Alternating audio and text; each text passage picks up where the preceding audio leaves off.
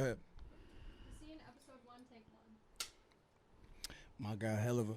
Thank you The for following through. motherfucking boat god, man. My baby. Real nigga, man. I appreciate that. So look, I always say this, man. It's hard to find genuine niggas in this music shit, and you a real nigga, man. I fuck appreciate with you. that, for real. You always the same, man. And then I see you on IG with your son. And I be Lil like, Boat. You could Shout out to judge Lil the Boat. nigga by how he is with his kids and shit. So I see you with the kid, I be like, this shit remind me of me. Yeah, he stays with me. You know, I raise him full time. I appreciate that. I was a single dad. My baby mom, Shout out to you. she wasn't trying to take care. We got 4 kids together, and then she got 4 outside of mine. So I had them before she went to jail, and I still got them now. She did like 8 years, 7 Damn. years, something. She got out during COVID.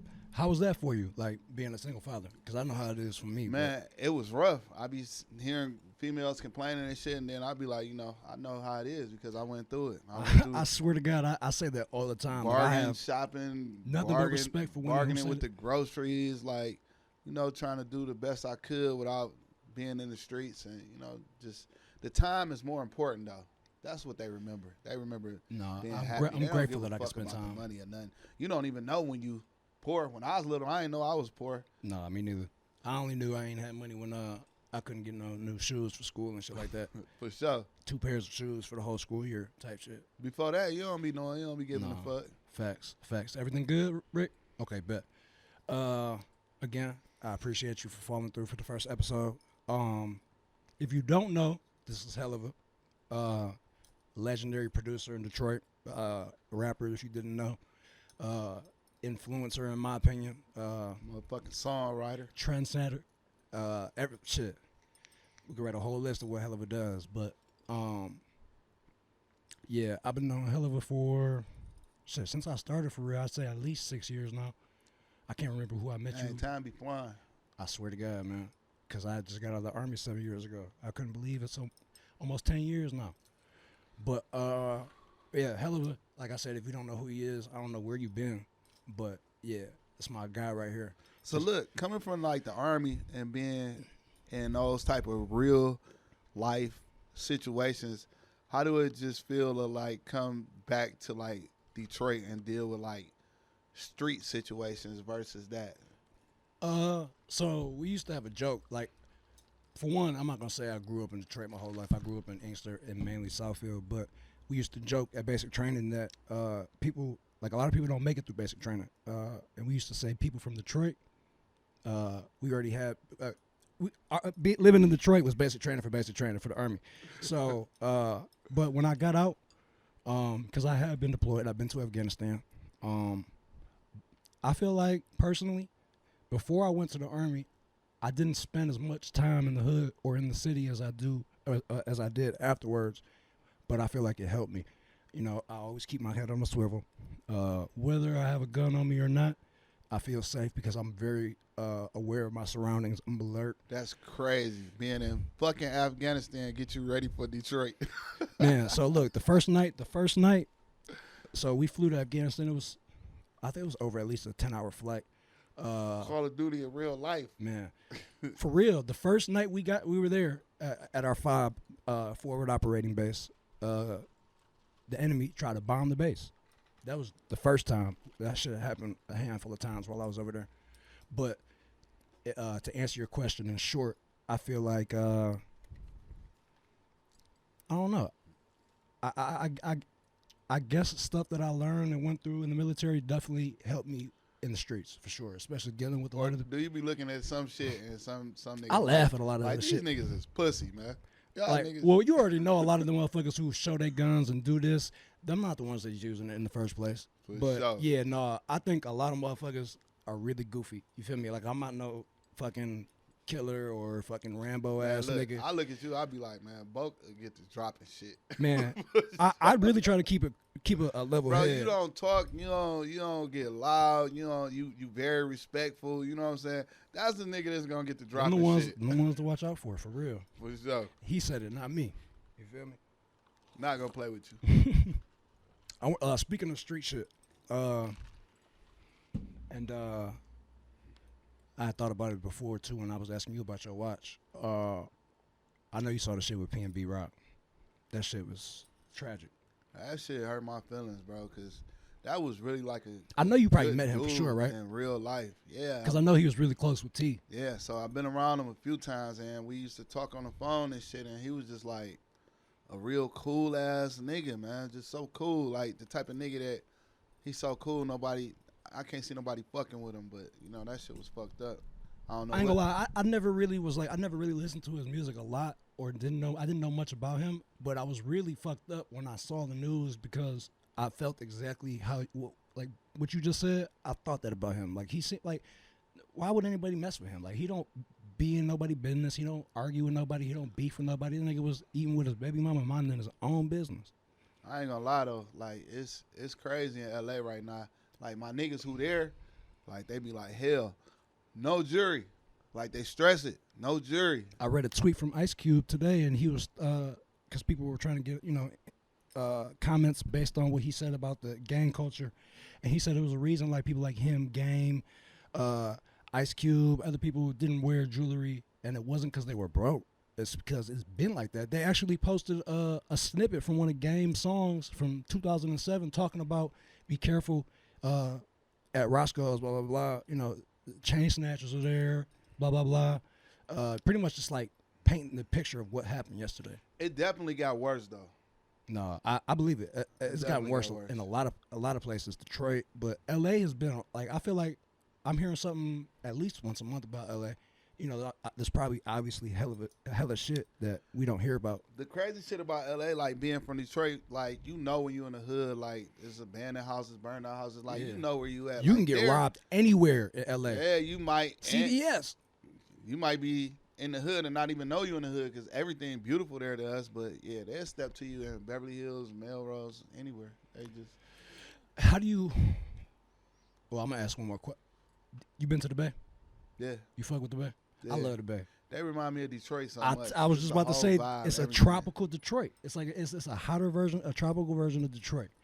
But I just wanted to ask you that. But back to the PNB Rock shit. I've seen a lot of people talking about his baby mama posting their location, and I feel like I would side with other people or what people are saying. You know, she shouldn't have did that, but a lot of people are trying to make it seem like she did that on purpose, and I honestly I don't feel like she did it on purpose. And I heard that he also made a post, you know, as well before her. From what Rock was saying in another interview, it seemed like she was kind of like loose, like far as like not knowing her surroundings and shit.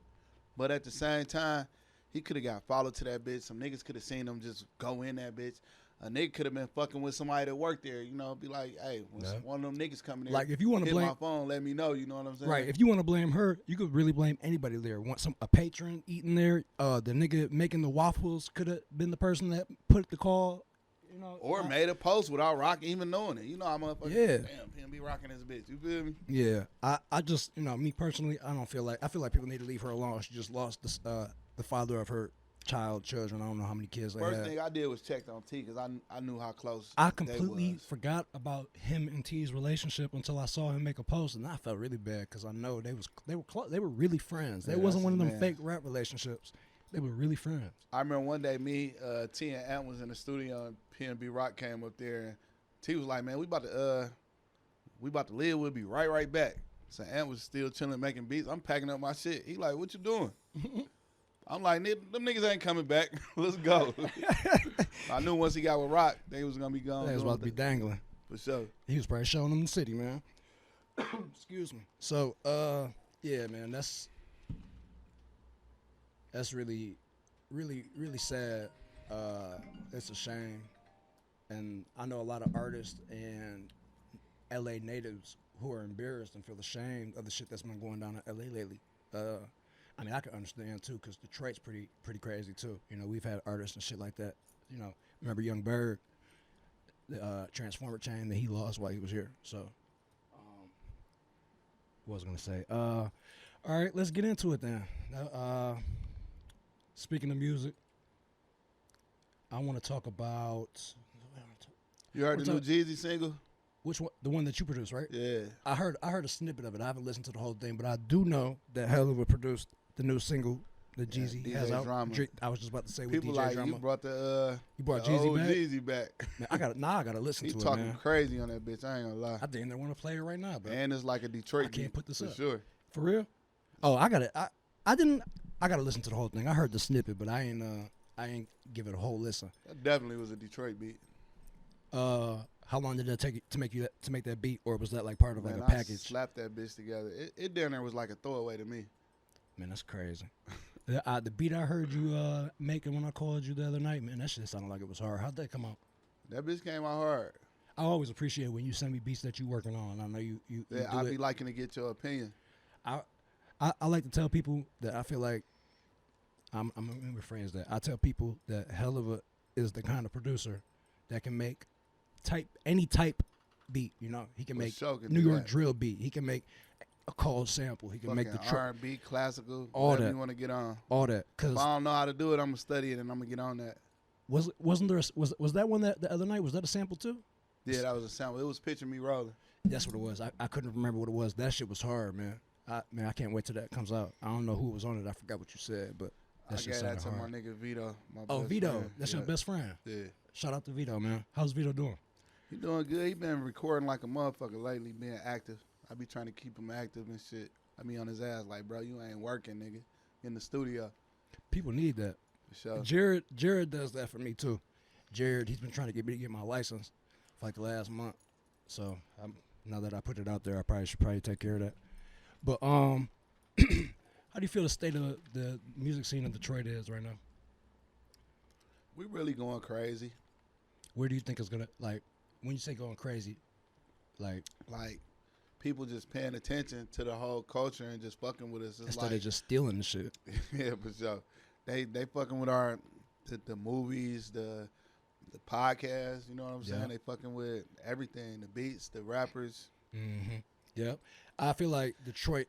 I still feel like we got a long way to go. No, we though. do, for sure. We need our mega superstar like Kendrick, Yeah, Drake, we need. Yeah. Lil Baby. We need. Do you think we're gonna have like the roster of artists that we have right now that are popping? Do you think that any of them, and if no, it's no disrespect, but do you think any of them are gonna be that superstar? I think they all got potential. I think I do because too. I really listen to them more than I do anybody myself. So Who are the top 3 Detroit rappers you listening to right now? Not that have been. I mean, it can be someone that's been out, but like I want to hear like newer artists that are newer buzzing. artists. Well, you know I like Tron a lot. I fuck with Tron. I see people say, I see so many mixed opinions about Tron, but bottom line, Tron is that nigga for real. Tron is hard. I like Boom shit. Ghetto Baby. Yeah, I fuck with Ghetto Baby Boom. I Yeah, met him. it's- I met him through it's- DZ. straight up. Yeah, it's a few. Niggas going crazy. You know, Shout out to Ray. I fuck with Ray heavy, man. Yeah, you said like a little newer, like Yeah, of yeah. course, No, Ray, I was just like, yeah. I was just shouting out Ray. I was with Ray recently. Oh, Like, yeah? Yeah, Ray. I gave him some hard shit. I gotta call him see if he dropped on it. But yeah, You Ray better is like drop that shit. You gotta Ray is like a record, man. real studier of the game. Like, you know what I'm saying? He's like a teacher too. a teacher and a studier. Yeah. So like the questions like that he had asked me is like he had asked me like for advice that like I know Most other people probably rappers. wouldn't ask. Yeah. Yeah, He want to know about the corporate side of things. He want to know how to get rich and make sure keep you're not getting fucked up. generational wealth. All that, And yeah. definitely make sure he just be liking to make the right moves. And I met Ray when he was like 15 years old. T-Dot played a song for me. I'm like, I gotta meet this nigga. And he came to the studio and Ray been hard, man. we would just chop it up, and I would just like call Ray up there, and this one I was still rapping. I'd be playing my songs for him, trying to see what he felt was hard because I knew he was like the new generation. Mm-hmm.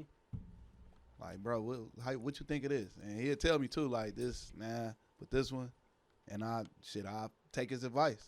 So when did you start rapping? And when did you start producing? When I was 5 years old, I told my sister I wanted to be a rapper when I grow up. She told me, nigga, it ain't gonna be no rap when you grow up. Damn. You know, a lot of people did feel that way because it was a fairly newer genre. And a lot of people didn't expect it to have as long of a lifespan as it has so far. I really started producing like seriously when I was like 16. What made you want to get into it like that? My producer, this dude named Felly. Felly? Shout out to Felly. He had a little studio in his room in his crib, and man, his beats used to be kind of ass. So I used to be telling my nigga like, I'm about to make our beats and shit. So Say I'm about to make these. for sure, I'm like, I could do this, man. Dog is doing this, and he, you know, I feel it. my nigga was a cold artist and shit. He had to stick to that drawing and shit. Oh, he could draw. Yeah, the beats was ass though. Say he had to draw. He couldn't do the beat. Stick with the beats. Yeah. Who was your Okay, so you said 16 is when you first started. Who was? I mean, I guess it depends on your definition of big, but who was your first notable or big like feature like on one of your beats? Like before, like you know, Megan Thee Stallion type. You know, It was a big crew artist. it was a crew named City Click, and they had a few big records. So they had the money. You know, they wasn't like that big, but they had the money. They was like buying beats. That's how all the rappers used to be from Detroit. I swear to God. These was rich niggas and real street niggas from Schoolcraft and shit. But like the first like recognizable people for real was like Rock Bottom, Street Lords, Eastside Cheddar Boys. Okay. A lot of people don't know I did Great Lake Ruler for Blade. I remember when I think you made that post this year or was it last year? And when you made that post, I wasn't hip. I did not know that. Nah, me and Michigan Meats had like a battle during COVID. That's what it was. Yeah. And I think I started out with that. Yeah. You had pulled that out the, Shout out to Meats too. He one of the hardest. No, I fuck with Meats for sure. He crazy with it for sure. Okay, so you said you fuck with Boom. You fuck with who else? I forgot who was the first person. There's a few niggas like But how about you just name some people that people You that are might watching not this have should heard check of. out or might not have heard of? Yeah, like you said. I got a nigga named Guap. He go crazy. You talking about You don't know. You don't know. I don't, okay. Shit, Yeah. put me here. For sure. You know, like TRL. Yeah, Like they like family to me. Them little niggas go crazy. Okay. Uh, So Guap, TRL, he said Ghetto Baby Boom. You got GMO Stacks. You got of course, the Skillet big Baby. homie. Skillet going crazy right I now. heard the big homie's supposed to be getting out soon too. Yeah. You know, people always say that, but I No, think his I dad think is it's true. his dad is like a brother to me, one of my best friends. And Really? shit.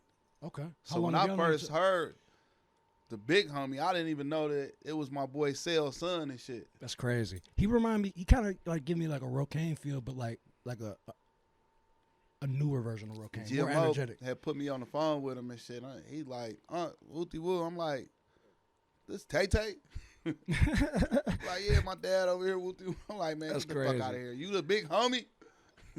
It has to be crazy. Like, ended up doing songs with people who's people like knowing their kids, like doing music with them, like you know, Rondé, 9,000 Rondé. Mm-hmm. I'm not gonna say where. Shout out to Rondé. Shout out to Rondé. I'm not gonna say where, but I was working when I was younger. I had a job, and when I met Rondé, I found out that one of the people that I was good friends with up there was his mother. Same with Mazzo. It wasn't his actual mother. Shout out to Mazzo. Shout out But to Mazzo. it was crazy. You know, I was 18 years old. These women, they were older than me, and I learned a lot from them. And then when I came back from the Army and started working with artists, I ran into them and found out that was their mamas. It'd be That's crazy. Like, just Detroit's small, man. it's small. Like, I see my mama and shit, how like somebody CD, like, yeah, this person, I'll be like, what the fuck you doing with that, man? You Like, trying where you to get put in that? somebody's trunk? Quit telling people you my fucking mother. Stop. No, for Cut that shit real. out. You can't. That's why I would not. I got my mom blocked on Instagram and Facebook. Like, I'm not saying that I'm famous, but like, I just know how shit can be and how people are. For Like, sure. I don't want nobody. Like, One thing I like, my kids, they real, like, you know, they laid back. They don't give a Yeah. fuck about somebody knowing who they my kids or none of that shit. They won't tell you shit. that's what's up. That's what's up. My old dude, I think he just found out that I'm a little lit. You feel me? He be calling me like, yeah, son, I heard your name on the radio. I be looking like, motherfucker, where you been? I be telling my pops about certain shit, and he just like, okay, like, I can't wait till he really found out like you My know, the old type dude, of shit I'm he's just doing. not like a hip nigga and shit. This nigga, he just live in the red zone and shit. I be like, Damn, bro, stop walking this expensive dog outside, bro. Like, in the red zone too. yeah, for sure. I go see him and shit. He be like, yeah, son, take me to pick my food up from Coney Island. I ain't coming over there. He just had me sitting at Coney Island, In the middle ordering of the his red food, zone. getting his food. You know what I'm saying? You don't know no fucking Helluva, you know what I'm saying? Right. It would be a car right next to you playing your shit. That's funny. That's dope though. You know, if people not caught up in the ways of what That comes with nigga it. just not hip. Yeah, you said it. He not hip. You think he ever gonna get you? Like, when you think he gonna find out? No, Like, he know nah. I mean, like, so do he like call you when he hear your shit like on the radio, or does he like Yeah, know he be about? calling me. Okay. But he be like surprised and shit. Like yeah, I still bet. like recently, like he be surprised. Like, Yeah, that's dope. yeah, man, such said they know who you was, and I'd be like, That got to be a good feeling for you too, though. what's y'all? I can't wait to be able to experience that, like for real, especially with my Man, son. I did this shit for so long without This shit probably don't even matter to getting you like that. like it used to break my heart to work with so many good artists and Not get your see due. people not go nowhere. Like that would Oh. break my heart. Like damn, That ties. we into a might be question we might I make had later. these good songs and ain't nobody getting on from here. I feel like, okay, nah. Why do you think that was? Because for the longest, people would steal Detroit shit. It felt like we wasn't getting our shot, and Was it because we didn't know the business? and What do you no, think it was? We was a little bit too different. You know what I'm saying? We different from what's conventional. we from weren't what's on we the weren't radio. polished enough. I feel like we No, I don't even rough think around it's the that. edges. It was just different. The tempos was faster. Oh yeah. Niggas is rapping off beat, on beat. You know what I'm saying? When I have friends come out of town that be at the strip club and they hear the music, they be like, "Bro, what the fuck? Why is the music so fast?" And then when I go out of town and the music's normal, I realize like, dang, Detroit really is different. I got a lot of family in Atlanta, so I used to go down there and I'd be playing the Doughboys and Team Eastside. And Shout out Doughboys and Team East. my people would be like, man, why these niggas rapping off beat? Why they rapping so fast? Why this? Why that? I be letting the DJs hear that shit. The DJ be like, man, we fuck with them, but man, have them slow it down or have them rap on this type of beat or having that. You know what I'm saying? And niggas wouldn't giving up on their sound. You know what I'm saying? I'm glad because look where we at now. Exactly. We ain't compromised. And I feel like, I'm not going to say names, but artists, when they get a little bit of attention and then they put out another project and they try to switch it to completely Man, industry. stop doing that, man. Yeah, that's why the city don't fuck with it Stop because doing that, we like bro. what we like. We like our shit. The labels will tell you to do that shit too. Oh, I know. After they picked you up for doing what you do. That I never understood that. You wanted me for this shit, and then you want me to put out something completely different. Like, Come on, let's keep it Detroit. We ain't got to keep doing the same shit over and over, but keep it Detroit, whatever you do. man, you heard Helluva. He's worked with more than enough artists to know what he's talking about. It used to be to the point where like if I knew I was gonna be in the studio with an artist, I'd be like, well, I gotta have some Yo Gotti type beats, or I gotta have some Jeezy or Gucci Man type beats. And now it's just like when I walk in the studio, they want to hear that Yo shit. type. They want to hear that Detroit shit. Oh yeah. No, everybody, bro. When I walk in the studio, they be relieved. Like, here go dog. Come on, man, play that shit. Let us hear that shit. That's all I hear from everybody now is Detroit beats, man. For real. Like, I swear to God, on St. Cheese, every new artist, Florida niggas love some Detroit beats too. Yeah, they done adapted. Yeah. And what is that? Not Minnesota. What's the one? Milwaukee. They love Detroit beats too. They try to say that that's their style, but we know that's a lie. Man. But so what was I about to say? Oh, I wanted to bring this up because I've been following. You follow Ray J? Yeah. You seen the I shit? don't follow him, but I be seeing that shit. You saw the shit that's going on with Kim Kardashian? That nigga Ray J funny as fuck. And what's dog. crazy is I believe him 100% too. Like, I the believe him, contract, too. all that. Like, I really hope he get his money because if we're being honest, like, in all seriousness, Kim Kardashian and her family would not be what they are today if that sex tape had not been released. Man, That's what quit- catapulted her to. I just feel like, man, y'all got what y'all wanted out the man. Why y'all still playing with him? At some point, y'all knew he was gonna snap and be like, "Fuck that." Right. Like, Quit been, trying to- it's quit been trying to- almost 15 years. Like, He been quiet about the shit. for a long He time. been letting y'all do this shit for a long He time. letting y'all lie about, like letting y'all lie on his name, make him look like a bad person, and you've never heard him speak poorly about them at all. Never. At all. That's just crazy to me, honestly. I hope he get his money if he's owed money, for real. He said he hit it. Everybody know that. You Right. feel me? Shit, we had, well, I won't say 4K, but we had video proof. Yeah, I'm sure some people seen the tape. I know I did. Man, I showed that shit to my mama. You showed, Just for shock value. how did she react? She couldn't believe that shit. She was like, shit. Not Brandy, little brother. Going in. That's funny, man. I don't even want to show no shit like that to my mom. My mom irritate me. I love my mama, but Man, it wouldn't my even be mama, worth it. I used to be like, we lived in my grandma's house. So she'd be like, get out. I'd be like, come on, man, this ain't your house. Stop it. Get out for what? You would get in trouble, or she just want some alone time? Man, I used to be in trouble all the fucking time. Man, I don't even know how I got through high school. I was in trouble all the time, bro. I already know. I didn't even go to high school, man. A lot of people don't know that. The highest real? grade I completed was the 8th grade. I didn't know that. You're a very well-educated man, too. I would have never guessed that. I had know your got real business. bad at one point. They had I went to Chassis for like a month. Then they kicked me out. I was going to McKenzie. I seen metal detectors. I'm like, shit, I can't bring my gun to this bitch. I don't want to go. Hold on 1 second. I want to see something on the camera real quick. The scene, episode 1, take 2. All right. She got on them white girl boots. The Stumped Doc your ass Martens, I out. was just telling her I'm about to get those. I like those. You don't like Doc Martens? You never had none? Nah, I never You had older that. too. I feel like that was, people didn't wear them when you were younger. No? Okay. Don't let me find out you got a whole collection of them at the house. My white friends, you know what I'm saying? I'm from the Southwest, so, I grew up with like a lot of, Oh, yeah. Detroit's a Different melting pot ethnicities. in general. Like, for sure. Southwest is definitely The white people over there used to say nigga like all the time, and like I bring new people around them, and they be like, man, they saying nigga, like what the fuck is going on? I'd be like, look, bro, there's no way you can get them to stop saying nigga. Like That's part of I their wouldn't give a fuck vocabulary. what you do. You could beat them up. They still going to say it. You can pull a gun out, they gonna be like, nigga, what you doing? Not even nigga when at they gunpoint. even when they describe you, they be like, damn, was it a white nigga or a Mexican nigga? That's how they That's describe. hilarious. That's Southwest though for sure. What was it? What were we just about to? It was before the not the tag. It was talking about the tag and Game of Thrones and shit. What we were saying? What were we saying right before the? No, it was right before the chain. Oh, nah. Okay, you wanted to talk to me about how you met Icewear. That's Yeah, he was like 14 when he came to my studio and shit. for real? What Yeah. year? Like, what year was this? I don't remember the year. Yeah, don't But tell the year. He might not I want think his everybody name knowing was his Young birthday. Vez then. Yeah, he was. He had was a known short as Young little- Vez for a minute. Short waves and shit. You know what I'm saying? He had waves.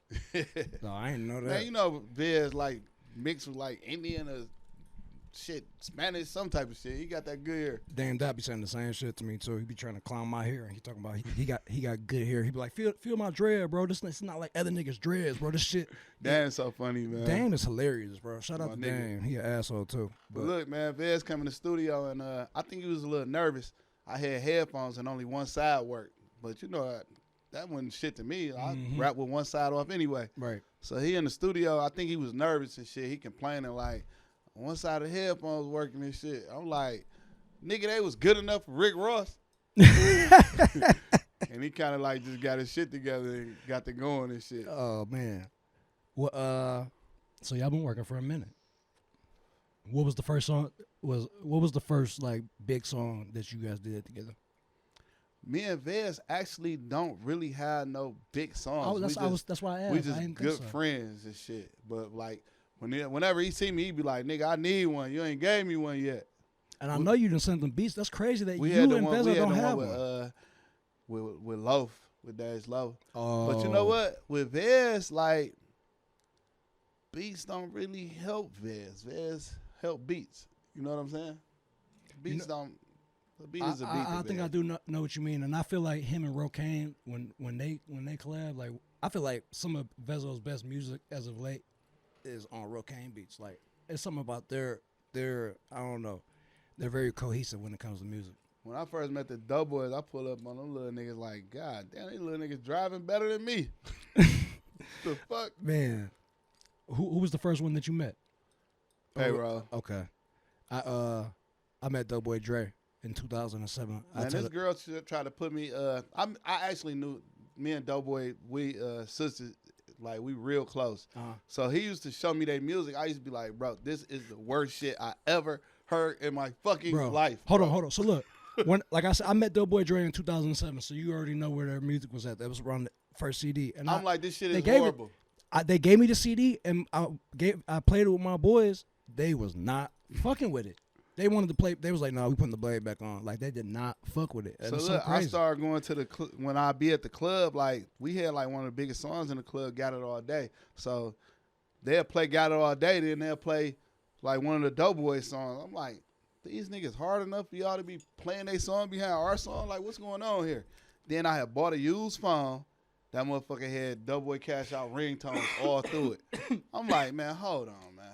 Hey, you know, it's a lot of people watching this are probably too young to remember that. I remember buying phones from people and having like music on it or ringtones on it. Man, That's crazy. all kind of. I You took me finally back. was like, I'm gonna make myself listen to them and see why people like them. So I listened to the fucking CD. I'm like, man, this shit is amazing. Once I really started listening to it, You were listening to their first. It was the first one, right? So Yeah. then I called my cousin. I'm like, bro, I'm about to drop this CD off to you. I want you to listen to it. Tell me, is these niggas hard or not, or am I tripping? That nigga called me back like, man, these niggas so fucking hard. And it was so crazy. Like I said, like I showed my people the music, and they wasn't fucking with it. By the time 2012, by the time I was going to the army, like that was all anybody was playing. You feel me? I didn't direct. I almost called him by his real name. My bad. The homeboy Dre. He would have me like invite me to come out with them and shit. Like when they would have like appearances at clubs. Like, and that was before I like knew anything about the Detroit music scene, thought about photography, whatever.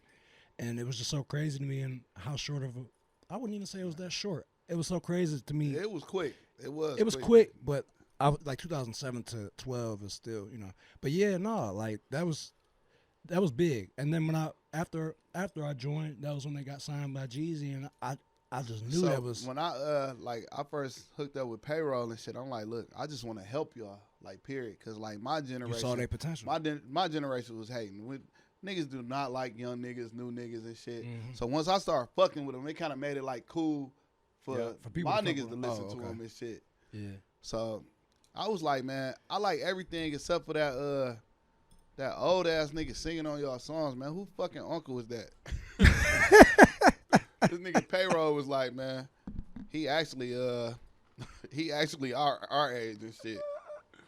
I'm like, get the fuck out of here. my Like, man, God. stop letting that nigga sing on your songs, man. Yeah, Stop. you know what's crazy is So everybody look. love him. I The next day, I called him back like, bro, keep fucking with that nigga. That nigga's hard as hell. I was like, make up your mind, bro. Damn, that's dope. You've probably played an integral role in a lot of the artists that we have come to know today. Give me another For sure. example of somebody who you worked with, like in the beginning of their career.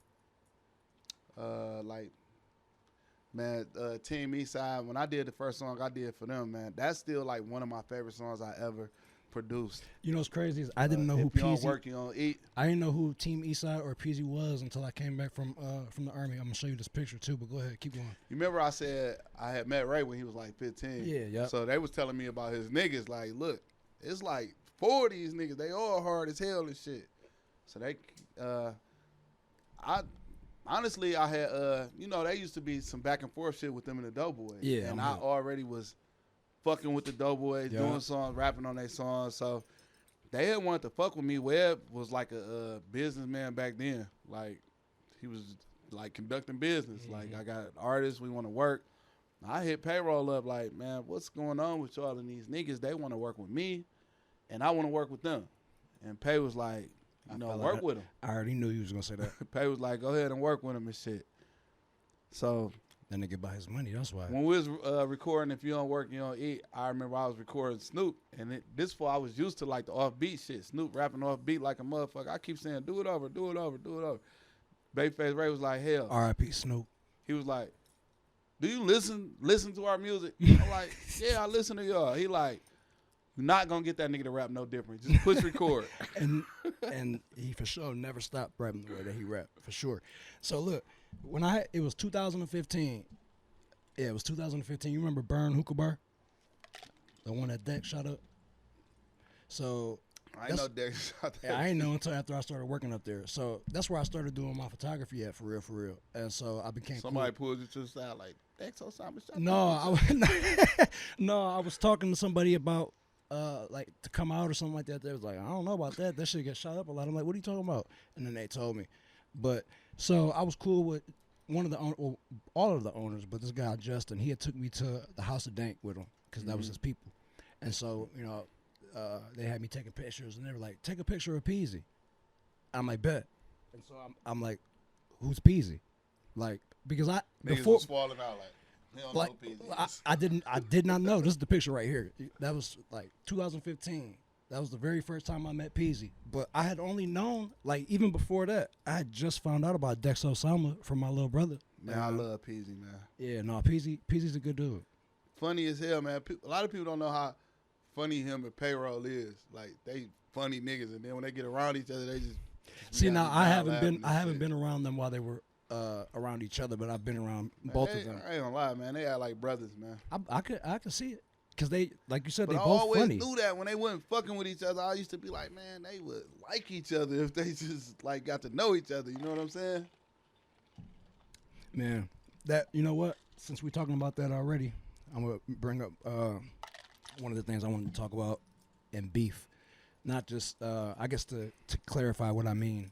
Well, let me elaborate. So I want to talk about how beef can affect your relationships or your career as an artist.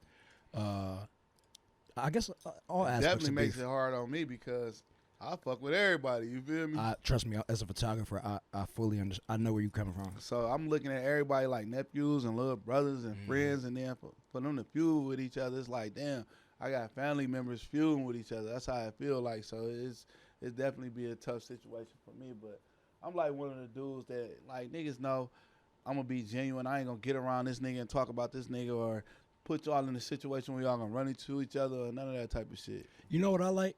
I'm the same way. Like when I be around somebody, like, cause I've worked, you know who I work with, and I've worked with people, you know, people who beef, and I can honestly say that 99% of the people, they don't speak speak poorly about the people who they're beefing with in front of me, and I'm not one of the people that, you know, speaks bad about, like, I don't like that shit. I don't like when people get around somebody and talk bad about this person's ops just because they're in front of them, knowing damn well you don't talk about that shit at all. For real. A lot of people do that. Like get around blah blah blah and be like, yeah man, your ops, that nigga he crazy, he so weak, blah blah blah. Like Real niggas don't like that shit though. They'll peep that shit like, man, fuck out of here, clown. Nah, you 100% right. And then there's some people who actually feed off that shit and like that shit. Yeah, you absolutely right. Yeah, I feel like I agree with you. Beefing has made it hard for me over the past 7 years doing work. You know, I'm really cool with like Pootie and stuff like that, and you know, Bang Gang. And I look at Pootie like a brother. no, he's definitely a brother to me. Shout out to Pootie. I care about Pootie like family for real. Great businessman.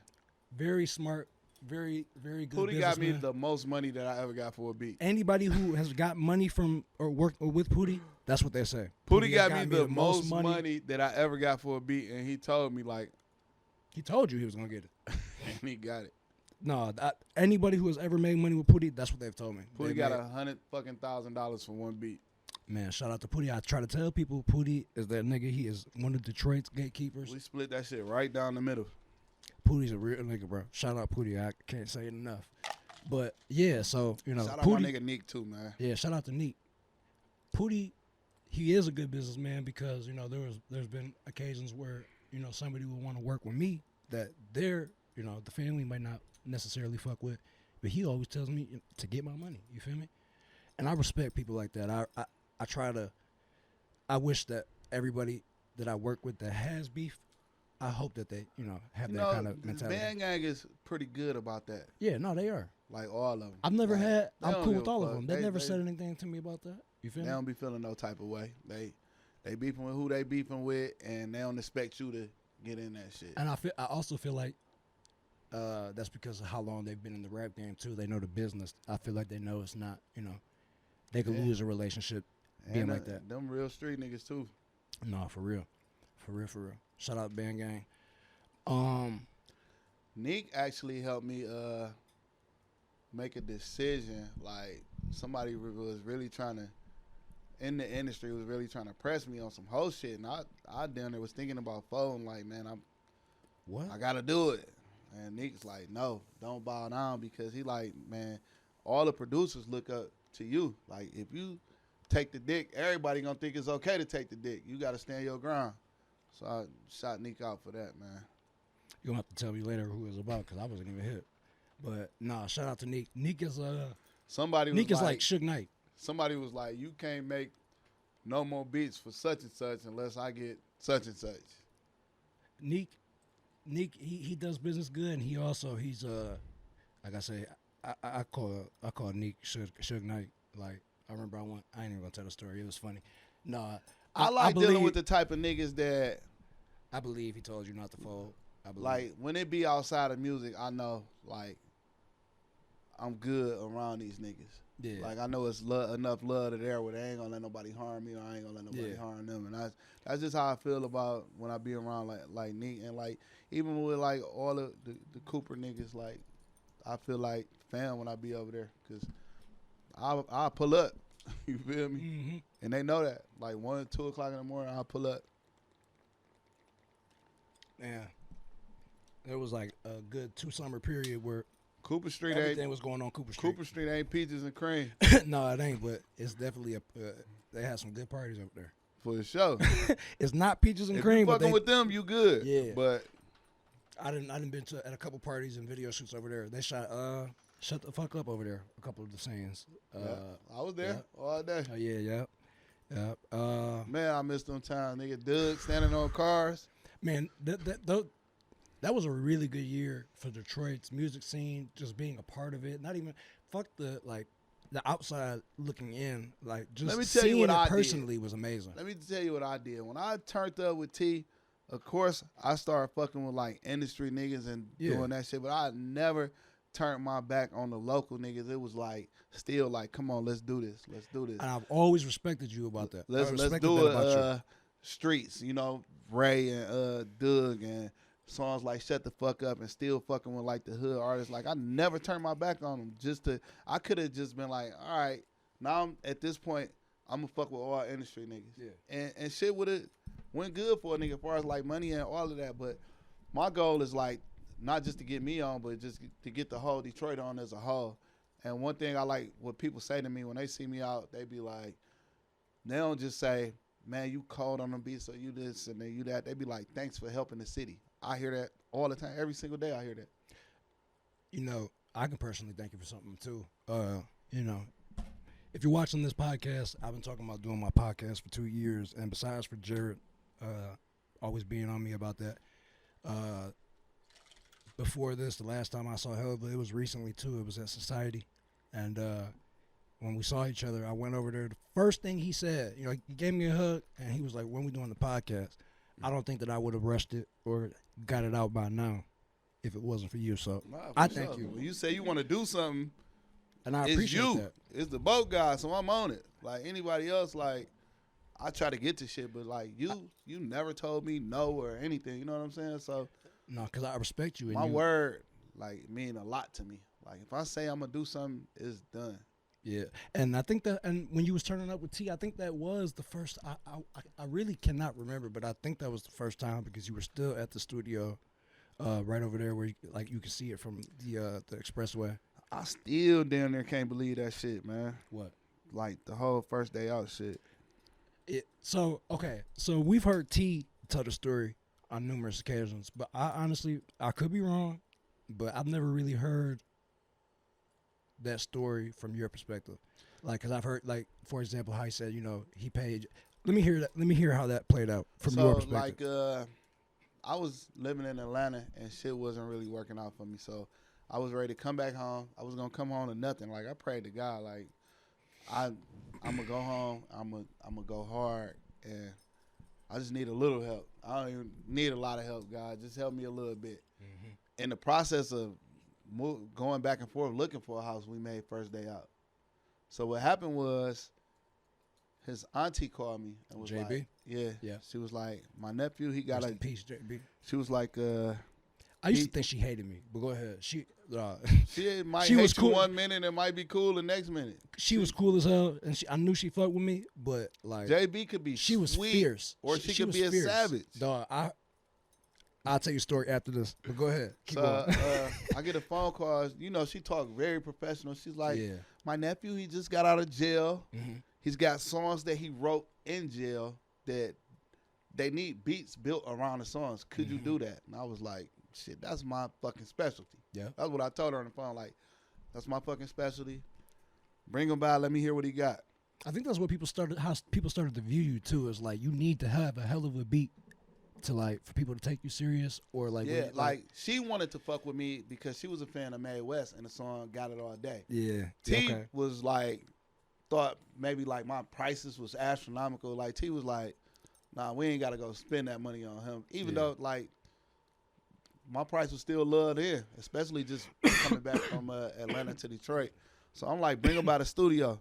I was there with a couple of my mans, my nigga Vito and Streets. I was about to say, I know Vito was there. So she bring him in. He little nappy ass dreads and shit, little Yeah, ass dreads. his shit was only like this long back then. I remember.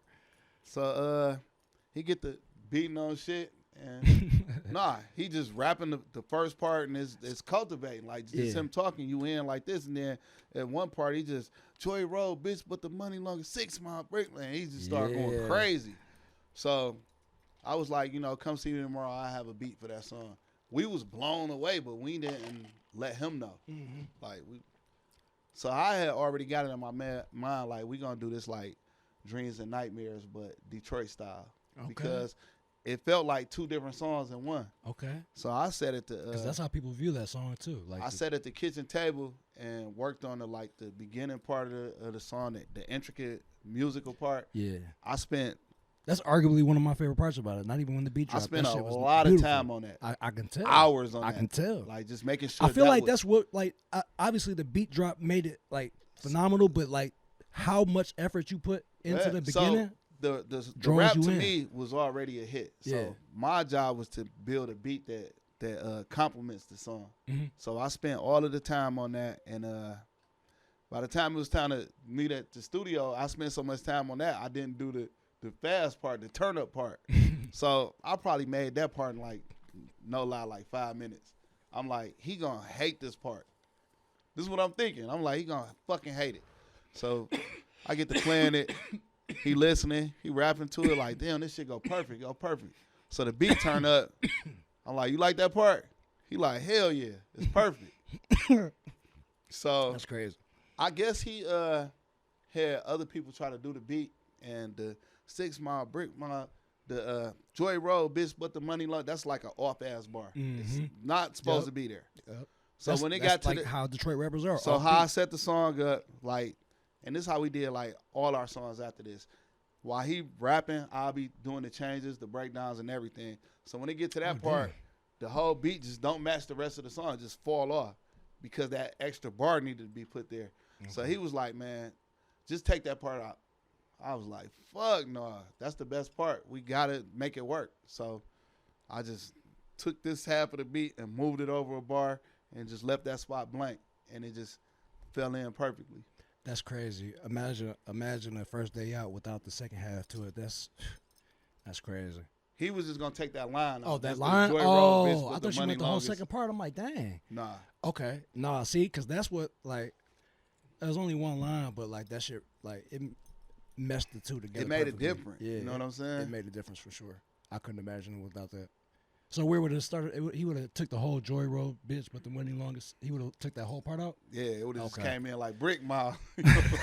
Yeah. There's no way he. Yeah, I'm glad he didn't do it. We was trying to get Jerry to do the video. Jerry was fucking big back then. I swear Top to God. Yeah, for sure. Shout out to Jerry, man. That's my nigga, man. Yeah. So I'm trying to get Jerry to shoot the video. They like, Jerry has to shoot this video. And Jerry was busy and shit. So that's when I hit up Floss a lot. Like, bro, you know anybody that could shoot the I sent Floss the song. He like, man, this shit is crazy. Like, who can shoot this bitch? And that's when he hooked me up with Margitech. I always forget his first name. And what's crazy? what was the name of that company? It was Hustleberry? Hustleberry Yeah, Fan. yeah. That was his Instagram, and then Kiefer. Yeah. So he hooked me up with them, and they play a a very big part in the success of that song, because that song wouldn't be what it was without that video. Not even just that too. In the first few like videos that they did, because I remember because I was on tour for a couple weeks with with T when he was on tour with 21 Savage, and they shot I forgot what song it was, but it was a big ass video, not bigger than First Day Out, but I don't know. Like, obviously, Jerry was big, and it would have been a good video, but I don't know if it would have played out the same way if Jerry had shot it. Yeah, because Jerry was already big as fuck. Them niggas put their fucking heart and soul into that shit. Yeah, like, so I'm saying, like, we know Jerry would have did what Jerry does, but because you didn't probably know about them before that, I feel like they put their heart into that. Like, I don't think we would have got that from Jerry. Not like we would have got an amazing video, but it just makes me wonder, just like how you said he was going to take that line out. Yeah. So they shot that dog ass video. When I seen it, I'm like, oh my God, this shit matches the song perfectly. You got the perfect beat, the perfect song, the perfect video. Then we call Joseph McFashion to get it on his page and shit. I know that part of the story too. So after one day, like, views, like, and then on top of that, T paid Joseph to get it on there, didn't he? Yeah. And then Joseph, go ahead. So made all that money from that song too. That's crazy. Joseph turned up, man. But shit, he had that platform though. Yeah, like, who else was doing that shit? Yeah, no, he definitely. So the very fucking next day, it might have been that night. It was that night. Mm-hmm. He was like, hell. Joseph called me. He said, what's your biggest song you done? I got the name of songs. I don't know. On the Cloud, name a few songs. He was like, this your biggest song. Not no more. Trust me. And it didn't even have 10,000 views yet. So the next day, I was going on Instagram, and I kept seeing all these fucking videos to the damn song. I'm like, is this shit even real? That's crazy. Like, that's crazy. It didn't even seem real to me. Like, that's when that Race Murder Challenge was out. So people was doing that to First Day Out video. I'm like, get the fuck out of here. White kids, all kind of kids. When First Day came out, like, that's that moment. I will always remember that. Like, it marks a period of time in my life. Moment, like, I swear to God, like, you saw, like, that was like one of the first times that you. So look, since me and T went to everybody posted. We went to the mall the next day, and he was signing autographs. The very fucking next day. The next day, that's crazy. So after that, it was like, damn, we got to make a hit. So we was in the studio working on songs, and a couple days come past. T like, this is a fucking hit right here. Man, that's no crazy. hook, no nothing. We didn't know. That's crazy, and I feel like I was lucky. I feel like I was lucky to have met him at the stage of his career when I did. Like, it wasn't shortly after that moment, because then he did the song "Secrecy" with Twin. That's when I met him, and shout out to Twin too. Shout out to Twin. He brought Doug to me. Oh, I know. I'm hip. Because Derwin, who shot Twins videos, he used to shoot for Doug, and I would like be the photographer on their shoots and stuff like that. This was like 2016, 17. It was early. It was before Gotti, way before that. I ain't gonna lie. Shout out to Doug. I remember the first time like listening to his music, like what you said about Doughboys. Like, I was like, I ain't gonna lie. I love Doug is one of my like, I love Doug's music. I did not see it coming, but I also at the same time, I did hear how much he progressed. Like the Wayburn project. I don't know why they took it down from the internet for a minute, but one of the songs on there, it sounded like an Atlanta beat. That's one of my favorite songs. Man, Doug is just raw talent, just raw like. No, for sure. I'm glad I got to see him in the very beginning because like I said, I saw him progress like quickly too, and then he surrounded himself with the right people. It was just figuring that shit out. Yeah, and Ray played Ray played a big role in his career too. You feel me? Taught him a lot. I feel about making music. Like when they together, they going nuts. Yep. So, hold on. Go ahead, do it. The Scene, episode 1, take 3. We got to take a quick break. I was talking about Ray. I don't know if everybody knows, but I feel like Ray played a pretty big role, in Doug's career too, as far as like helping him, teaching him the game musically. Yeah. Doug, like Ray, when he in the room, he just one of the people that's gonna help the song be better. He originally didn't have he wasn't gonna put a verse on the streets. I'm like, Bray, you gotta get That's on the this part fucking song. everybody. That's crazy. I'm like, you have to be on this song. That's crazy. I couldn't imagine it without Ray. He I did done the lost my hook, dog but to he the wasn't gonna put no streets. verse on it. I'm like, nah, you gotta get on this one of them ones. Yeah, for sure. That was another one of those moments we were talking about. Streets was like, Yeah, just organically. Just, yeah, you just felt it. Like Soda had just passed. You know what I'm saying? Rest in peace, Soda. Like everybody done lost a dog to the street, so for real. you could just relate to it. And then they had the video. It was just not too much, but it still was just like, just cold, man. Doug is just like, I feel like Yo Gotti seen what I seen. I feel like that nigga's just a star, just walking and talking, just being around him. You just feel like you're in the presence of a star. Yeah, no, for sure. I already know what you're talking about.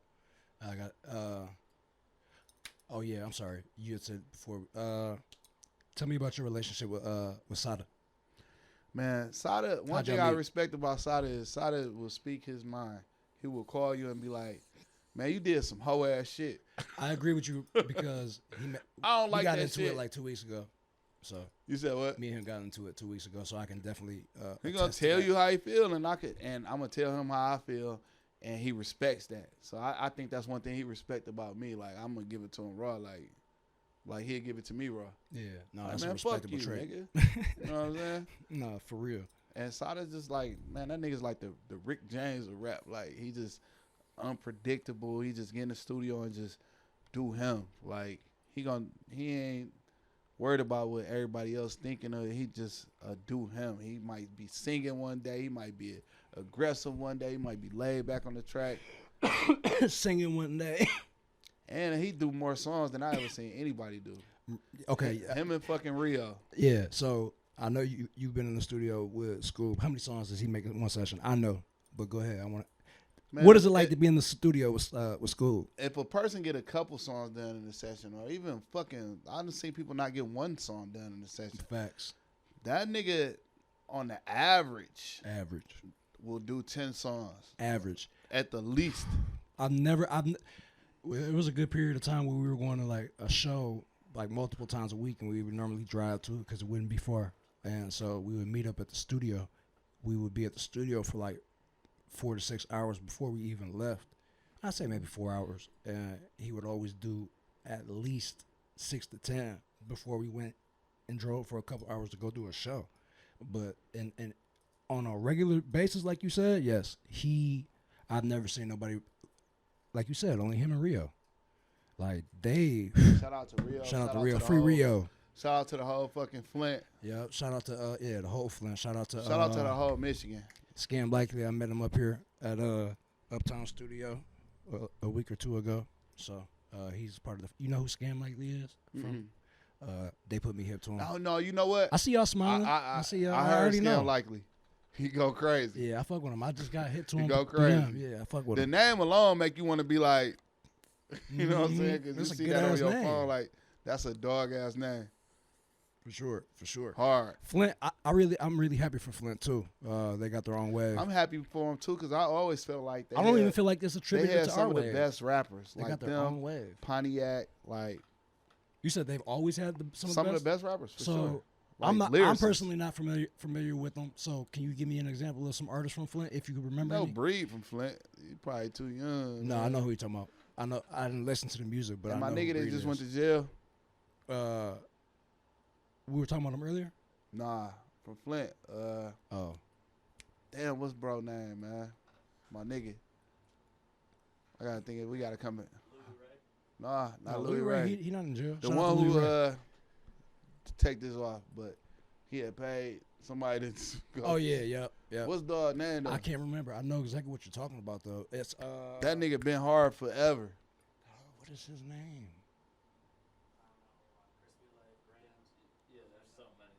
Yeah, we're talking about something that we're Yeah, not he gonna put ain't in. actually like one of the known ones. But Yeah. Nah. But no, we were talking about Flint. Yeah, shout out to Flint. You do have you have a variety of rappers from Flint. You got Louis Ray, you And got producers. RMC Mike, producer. Shout out to Energy Beats. Who else is from? And fucking Grand Rapids. Yeah, wait, who's from Grand Rapids? Put me here. My producer Wayne is from Grand Rapids. Oh, I didn't know that. That's dope. He go That's crazy. Michigan is talented. Let's just put it And the rappers like from that. Grand Rapids, Michigan. they starting to. What's the bro name who Lil Baby got the song with? Face shot. Yeah. I feel like that one song catapulted. That one bar catapulted that song. Have you met you? See where the shooters be. Oh yeah, you don't got no songs with Lil Baby? We done work like third party work. Okay. But you know. Have you ever heard any shit on your beats? Yeah, for sure. Yeah, him and 30D Grimy got a song on my beat. Oh yeah, how that sound? I mean, Lil Baby, man. Lil Baby. He's one of my favorite rappers. Like, I don't be too amped about certain rappers. Like, Lil Baby is somebody who I be in the room with and I'll be like, Look, people might shit, it's Lil Baby. People might say I'm crazy for saying this, but Lil Baby reminds me of how Lil Wayne was. Like, he does not disappoint.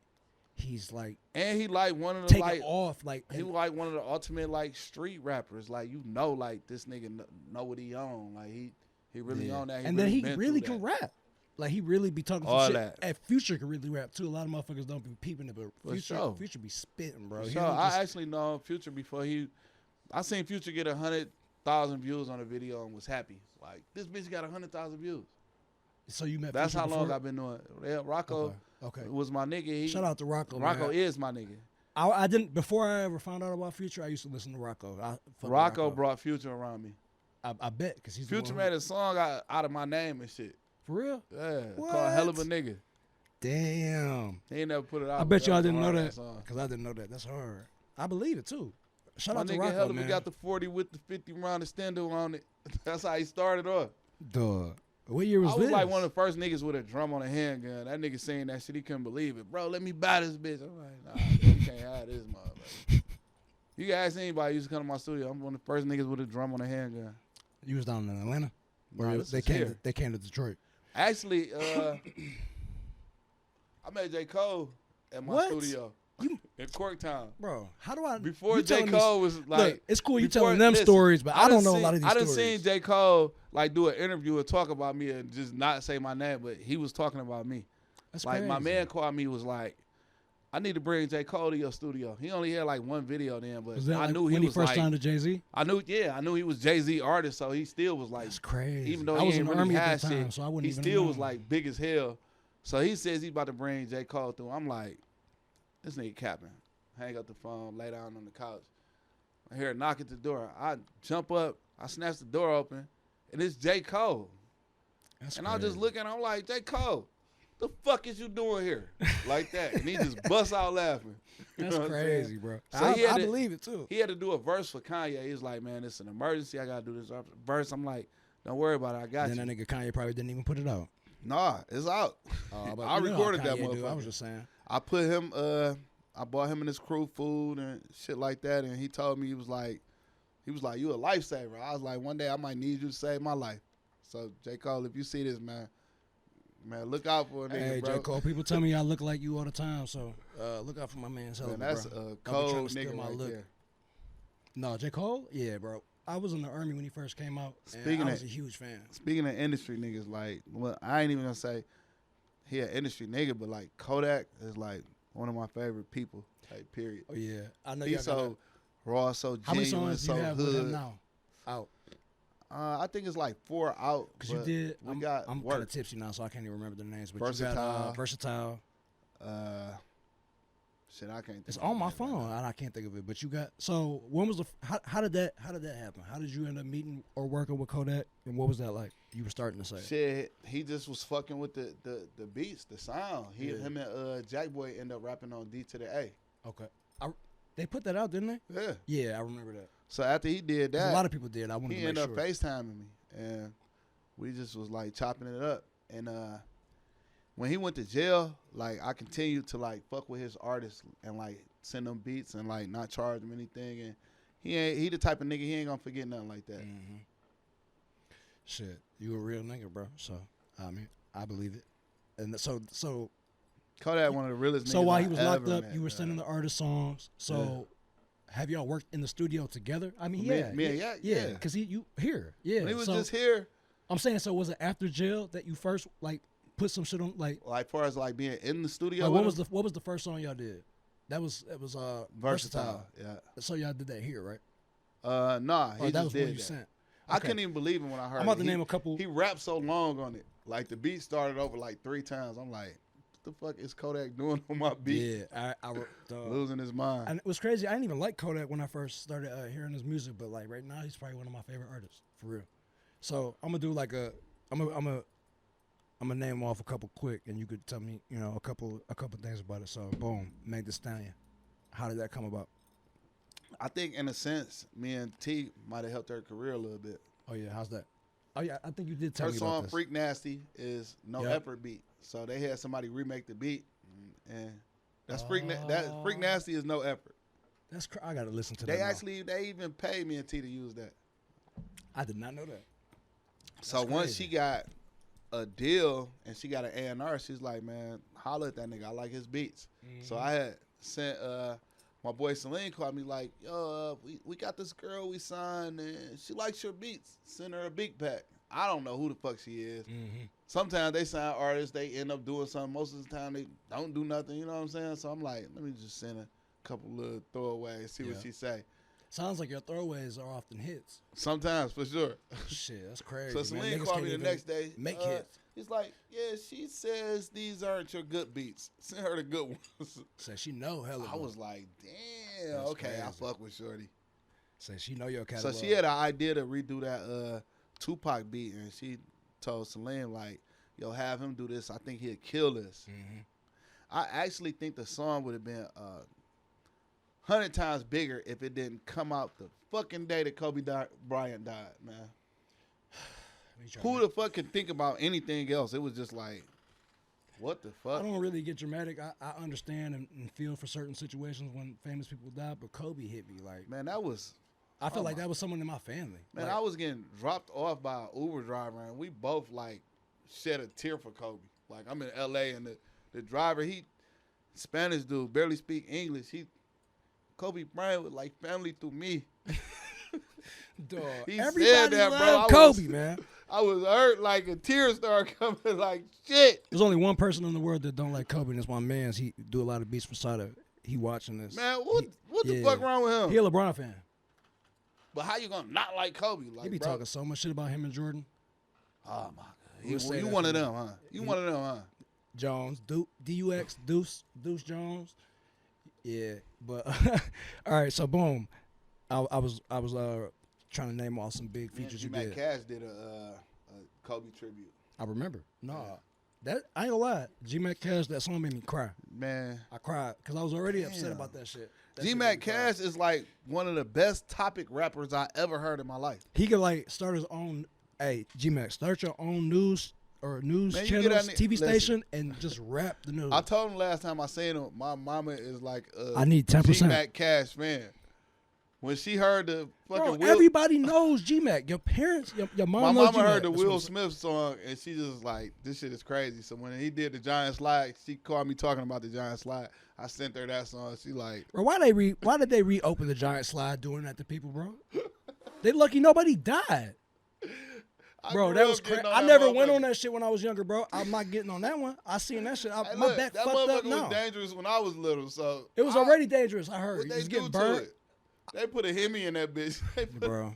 On some Detroit shit, man. You know, Detroit niggas love Hemis. They had to turn that bitch up one they time. put an SRT engine in that bitch. Knock wigs off. G Mac, you a genius, bro. You that song, but yeah, that. Man, G Mac. I'm not taking my son to that slide. Mark my word, man. G Mac gonna be big. Look, do it, bro.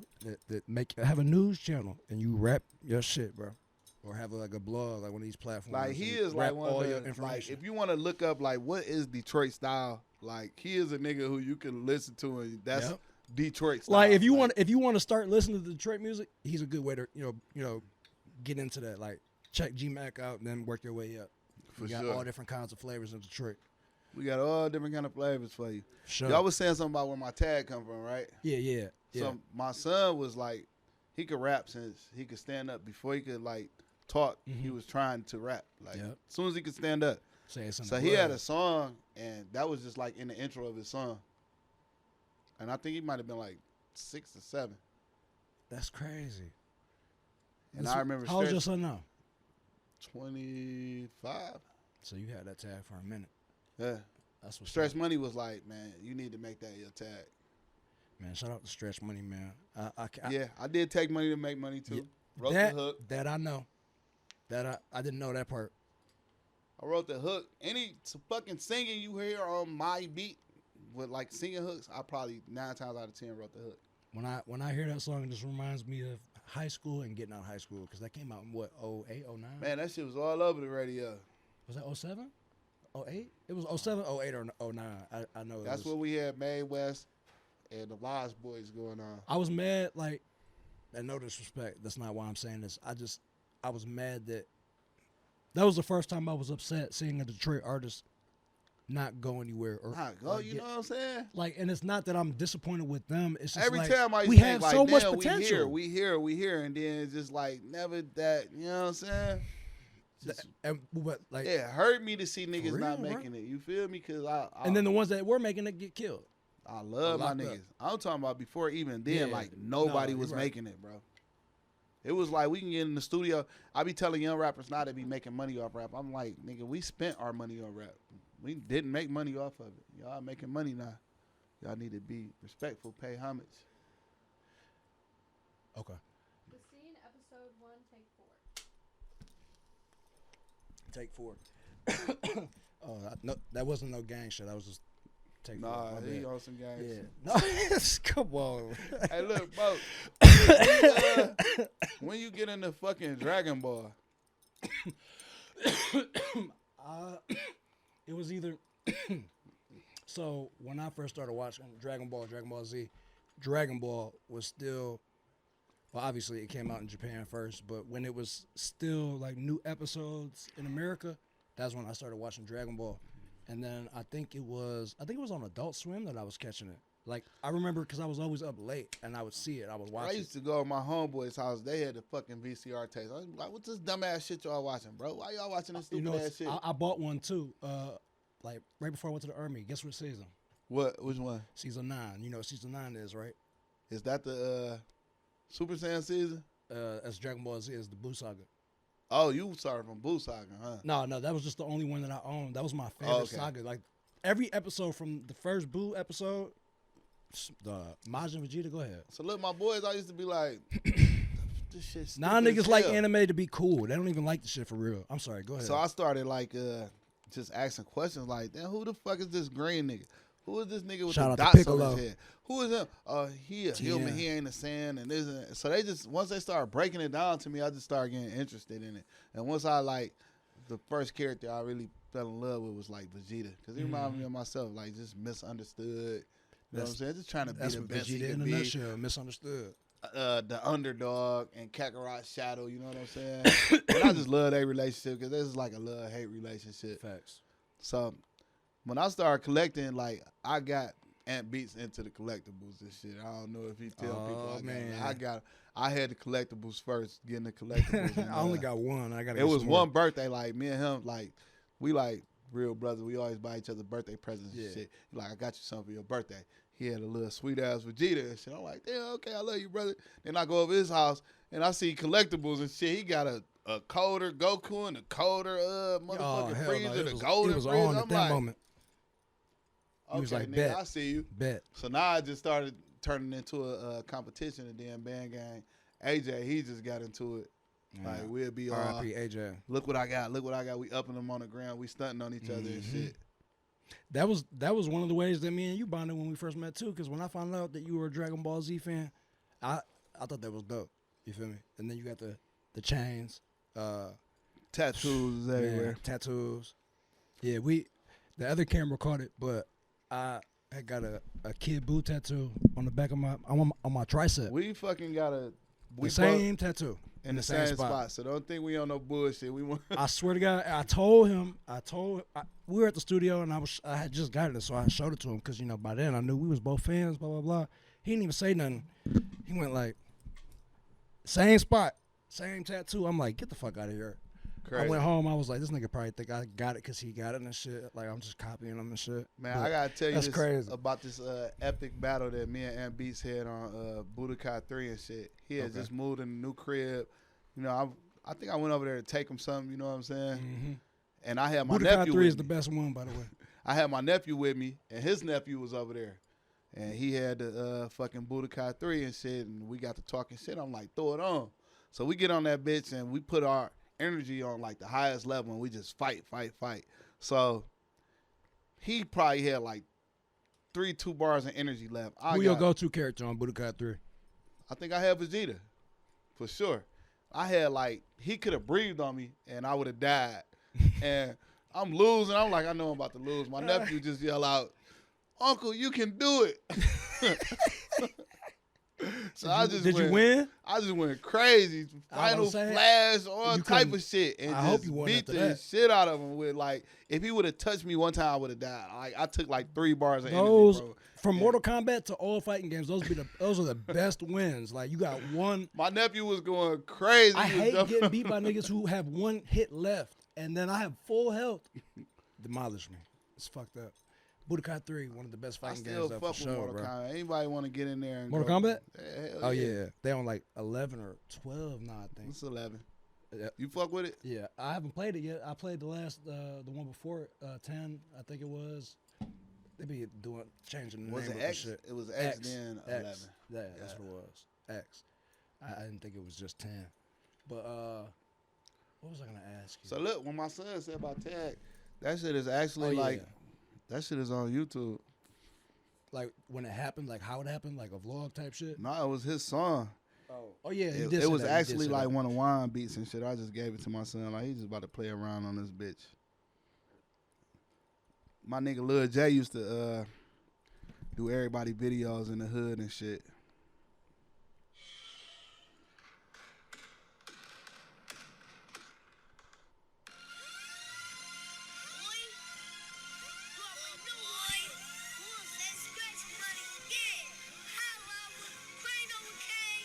Oh shit!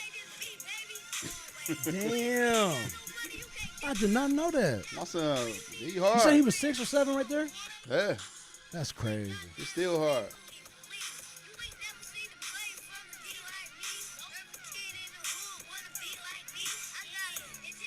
And the PS3.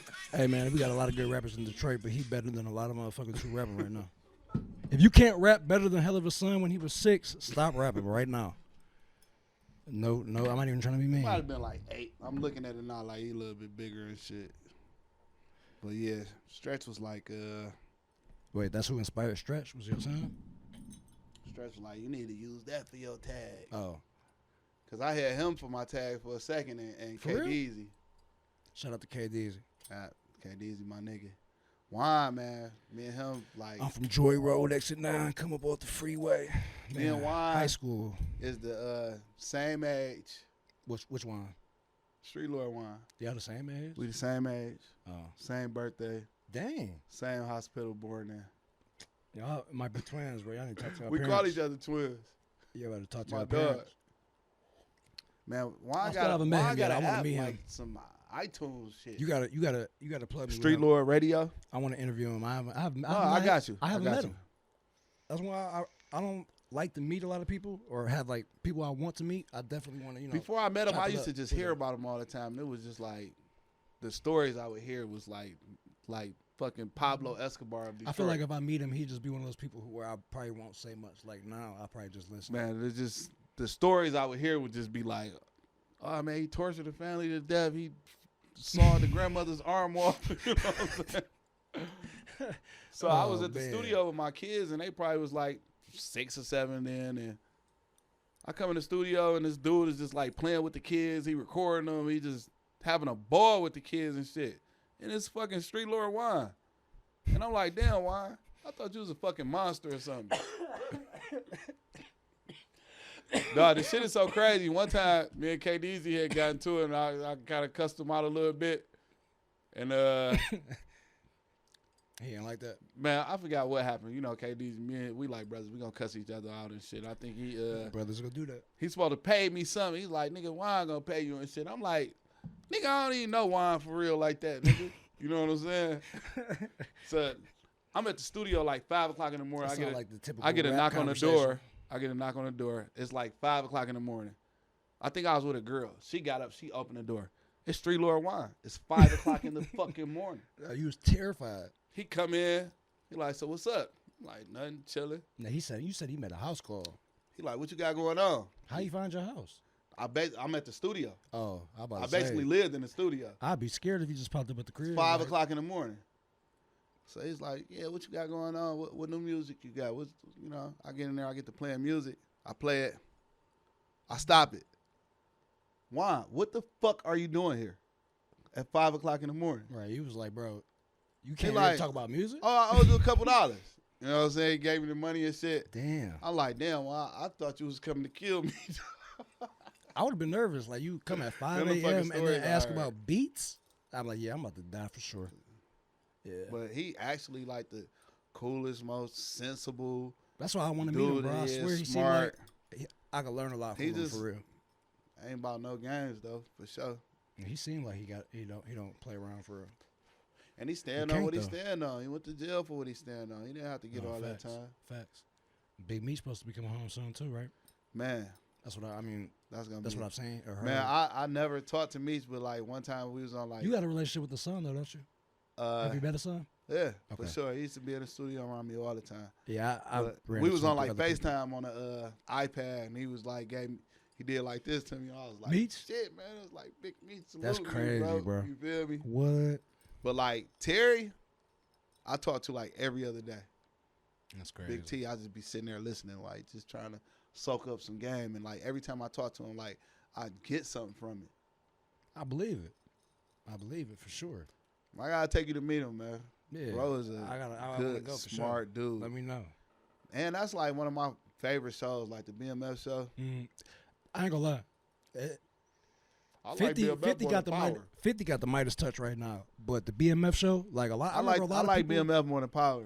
Me too. Oh, me too. A lot of people were dissing 50 from the moment that they heard that he was gonna do BMF, and I haven't heard nobody saying none of that He shit. came since and dropped did that it. bitch right, didn't he? That's true. Dog. And Lil Meech just like acting that good. Like, I didn't know his What the dad, but I fuck? feel like a lot of people man, said it's that like he you don't know that yeah. you not watching the real Big Meech Facts. world. That's And what- even that's what bro who everybody played said. Terry is like his mannerism is like I ain't gonna Big lie. T. I really like how the actor that played Terry in the show. He's a really good actor. He young Man, he too. cold. He cold. I got a picture with me, him, and the real Big T, and it was just like That's Southwest dope. T. That's dope. It's like I'm just like proud of that picture. Like I got both T's in a picture with me. You feel me? Shout out to 100 fam too, my niggas. That's 100 fam. Yeah, Yeah. I know them too. You know them? Yeah. What's I always forget this two of them that I always deal with. Bone. It's one's dark skin, And one's yeah. They They always be with Sonic. inseparable. Yeah, yep. You know what I'm talking about? Bone and Ray. Yep. Shout out to Bone and Ray. My niggas. They booked me to do some shit. It was a dinner or something like that a long time Like ago. we so close, like we done got in the studio, me and The Ray. nigga told me when he met, he was like, you know, he was telling me who they were and stuff like that. I'm like, he gonna make sure you know. Like, Yeah, nigga, no, for sure. I'm not we even them trying to be niggas. funny. We them niggas. yeah. I was like, Me and All Ray right, like I was be like, in the studio nah, wrestling. I'm kind of nervous. That's how close we is. We be wrestling like, Damn. bitch, my shit. So you been knowing that for a minute too? Yeah, Okay. and we've been like family since we met. That's what's up. Damn, what the fuck was I about to say? It was. Damn. All right, I'm gonna ask you. You were a part of the Inkster. What was it? Inkster Day. Inkster Fest. Inkster. Summerfest? Yeah, Inkster Summerfest. How was that? Who put that on? It was Runaway Love. and Yeah, shout out to Lynx. Runaway Love and Links, man, and the mayor. Like, so I was in the club and I seen Jay Nutty from Rock Okay. Bottom, yeah, yep. I and know Jay what you're Nutty's like, man, why don't you come to this event with me? And you know how when you in the club, you gonna say yeah to everything. I'm like, yeah, I'm going. about. Couple drinks in. I'm going. He Yeah. like, man, you bullshit. You ain't gonna go. So then I start. So After you that, went- like I told you, I like to keep my word. So I'm calling Jay Nutty. Yeah, Like, where we yep. going? Where we going? Yeah. He like, shit, you going? We gonna get hurt to go. And we went together and shit. Like, that's just like, I was still like a little bit starstruck in them niggas. Like, just growing up off of that, Yeah. listening to their music. So just hanging with them is like, that's a treat for me and shit. And we together all day. Shout out to Jay Nutty and Herc and shit, and the whole Inkster, my nigga Pringle, My nigga Crud Chapo, you know what I'm saying? Yep. Shout out Crud Chapo. I'm just out there in Inkster all day long, and it's like love. And a lot of people from Inkster, like, they don't even know I used to live there. Yeah. In Saigon and there. shit. Yeah. With my old dude, one time I was walking to the store, and a nigga was trying to rob me and shit. And I had $1. He was like, keep that shit. He like, man, you good, man. Keep that shit. Nigga literally robbing me and like. That has to hurt your pride. He like, what though. you got? I'm like, I got $1. That's all I had. And what's crazy is he believed you too. He knew you wasn't lying because you could have been Fuck lying. yeah, he knew I wasn't lying. But, man, that shit used to be bad. Like, I used to come home to the hood, like, to How old were you when you lived there? probably like 10, 11, 12 up in that age. I don't know. You remember the show The Scene, right? Hell yeah. That was my grandfather. Him and Nat Morris. That was their show. That's where I got Straight the name up. for the podcast. But Nah, shout out to R.J. Watkins, too, man. yeah, for sure. I was about to say. Me and R.J. Son, like. RJ was at my Watkins Jr. grandfather. No, I'm saying his dad was at my grandfather's funeral. Really? Nat Morris was there too. Man, R.J. And I is just reached like, out to RJ. that's my Jr. man. Yeah, Like, recently. he don't really, like, socialize with niggas and shit. Like, It was all love when I called him because I told Yeah, him for sure. I called him to let him he know. gonna greet love with love, though. Yeah. But, like, He was cool people. I have him do shit like, man, I'm doing fireworks. Like, he brought his dad, like, over to see me shooting fireworks. Like, that's, like, a big thing, like, fireworks, like, every year for me. And, man, you heard do of fireworks every year for 4th of July? yeah, like, my own wasn't little, even just on the block. I'm gonna have Like, to come. I'm gonna bring my You son. hit the Boss Man John? Boss Man John. Yeah, from the east side. Him, my nigga, little bro. Like, he rap, like, he ain't really, like, known like that, but It he sounds he familiar. more so known for, like, being a real nigga and shit. Like, and when I met him, like, it was a time, like, he used to buy a lot of beats from me and shit like that, and they treated me like family. Like, and I remember, like, 4th of July, Jared. I ain't even had no money to buy, like, fireworks, and he gave me, like, $1,000 worth of fireworks. And ever since then, I've been up and running with the shit. Okay. I've been trying to so the first 2 years my son was growing up, he didn't like fireworks, but the last 2 years he's loved it. So Man, of this year, course, the first 2 years, they be Yeah. like, what the fuck? man. My grandson was like running for fire. I was mad as hell. Nah, Yeah. you light a firework, you got to make sure he don't run up and pick it up and Yep. try to. Yeah. He had one he's of them pretty ones that chill. shoot out. Yeah. My grandson, man, my He grandson. don't even like shooting them. He like he will do it, but like he's My too grandson cautious. shot that bitch in the crowd. My grandson's so fucking bad, bro. My son's bad too. My He just grandson don't fuck around opened with the fireworks car like that. door while I was driving, bro. I beat this nigga back. He didn't even cry. I was mad at. You know what I did? I started showing him videos of little kids getting ran over. What? My daughter like, you gonna traumatize him. I bet he wasn't bad no more after that, or didn't open the car door at least. Man, my nephews, they taught proper. They'd be like, Mommy, Marco said cuss words. She's like, what'd he say? He said motherfucker. He just is like a habitual line stepper, bro. He just gonna. My son, I seen him walk up to a pool table, right? He walks up to the pool table. These dudes are shooting pool in a serious match, pool balls on the table. I'm like, do not fucking touch anything. Don't touch those pool balls. He just that's what looked. my son would have did. He just started smacking them bitches everywhere. My son would have looked at me and hit him. I That's swear what to he God. did. Yeah, my son right now he's going through a stage. I'm not used to no kid like not listening to me if I say don't touch that. It might be bad parenting, but he repeats me like when I swear and like very clearly. But You be playing Call of Duty and shit. nah, and it's just like when I be pissed or I be talk, like I swear when I talk. Like I swear a lot in the military, so it's just like a part of my vocabulary. But like sometimes he'll like, if he hears me yell, he'll attribute it with me swearing sometimes. So like he'll say Start cussing. start cussing. Like shut the like nah, he hasn't said that yet. Shut the fuck up. Like he don't use the F word, but he say shit, damn. Like chill out. I asked you about Call of Duty because my grandson was over. I do play it. And I got a game chair. Uh-huh. And he just sat in the chair and started cussing. This is before he was like first learning how to talk. He just sat in the chair and started That's cussing. crazy. So I called my son. I'm like, nigga, stop playing Call of Duty in front of this That's nigga crazy. and cussing and shit. Yep, I ain't gonna lie. Like He just associated you gotta the pay game attention chair with like kids. cussing. He Yeah, sat in you that really bitch got to and pay just- attention with kids. Like you think you know that, but you don't know it until you really know it. Like until you experience that. Like I helped raise both of my sisters. I thought I knew everything about raising a kid. Hell no. My son still, he be whooping my ass too. That's why I'm wearing these glasses. I got a black eye. I helped raise my joking. little sister. She was like a savage. Yeah, your sister?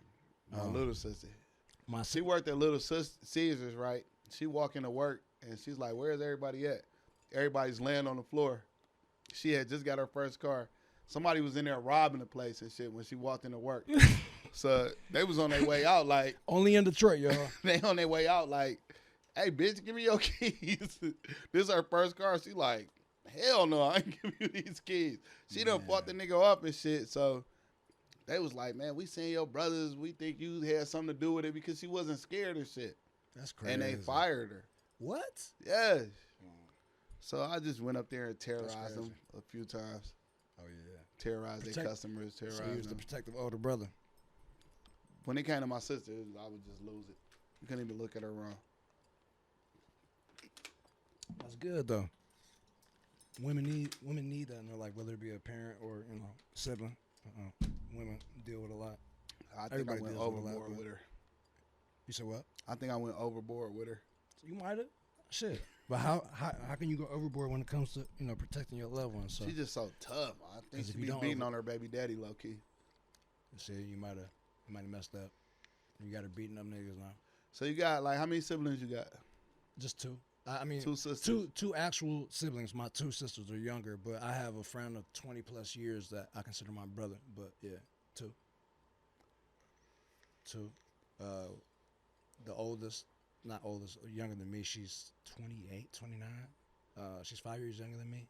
And then I think my youngest sister is a year. I or know two they be younger. like, my brother the shit. I ain't gonna lie. I always get really happy and appreciative when they like screenshot something of them. Screenshot something of them telling somebody, that's my like they'll tell me stories like someone that sent them something talking about something, a picture of mine or something I said, and they're like, yeah, it's my brother. Like I can never believe. Shout out to Siempre.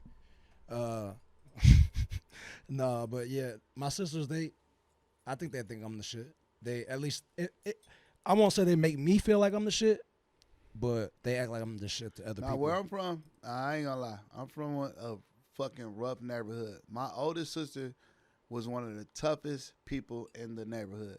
Like, I was, like, soft compared to, like, everybody else. When I would go So to are you other the oldest, hoods- youngest, middle child? Middle child. Okay. Got treated horribly.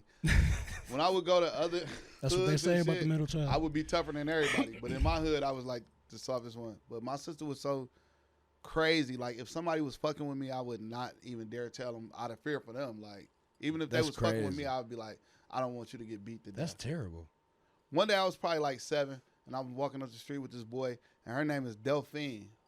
That's her name. Mhm. I'm walking up the street with this boy, and she coming up the street. On the other side, she's walking on the sidewalk. He said, her name's Delphine. He said, I'm going to call your sister Delphine and see what she do.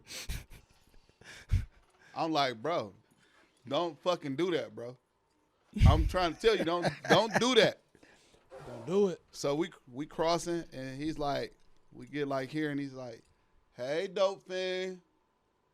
And she just politely walked across the street and like punched him one time, and he fell.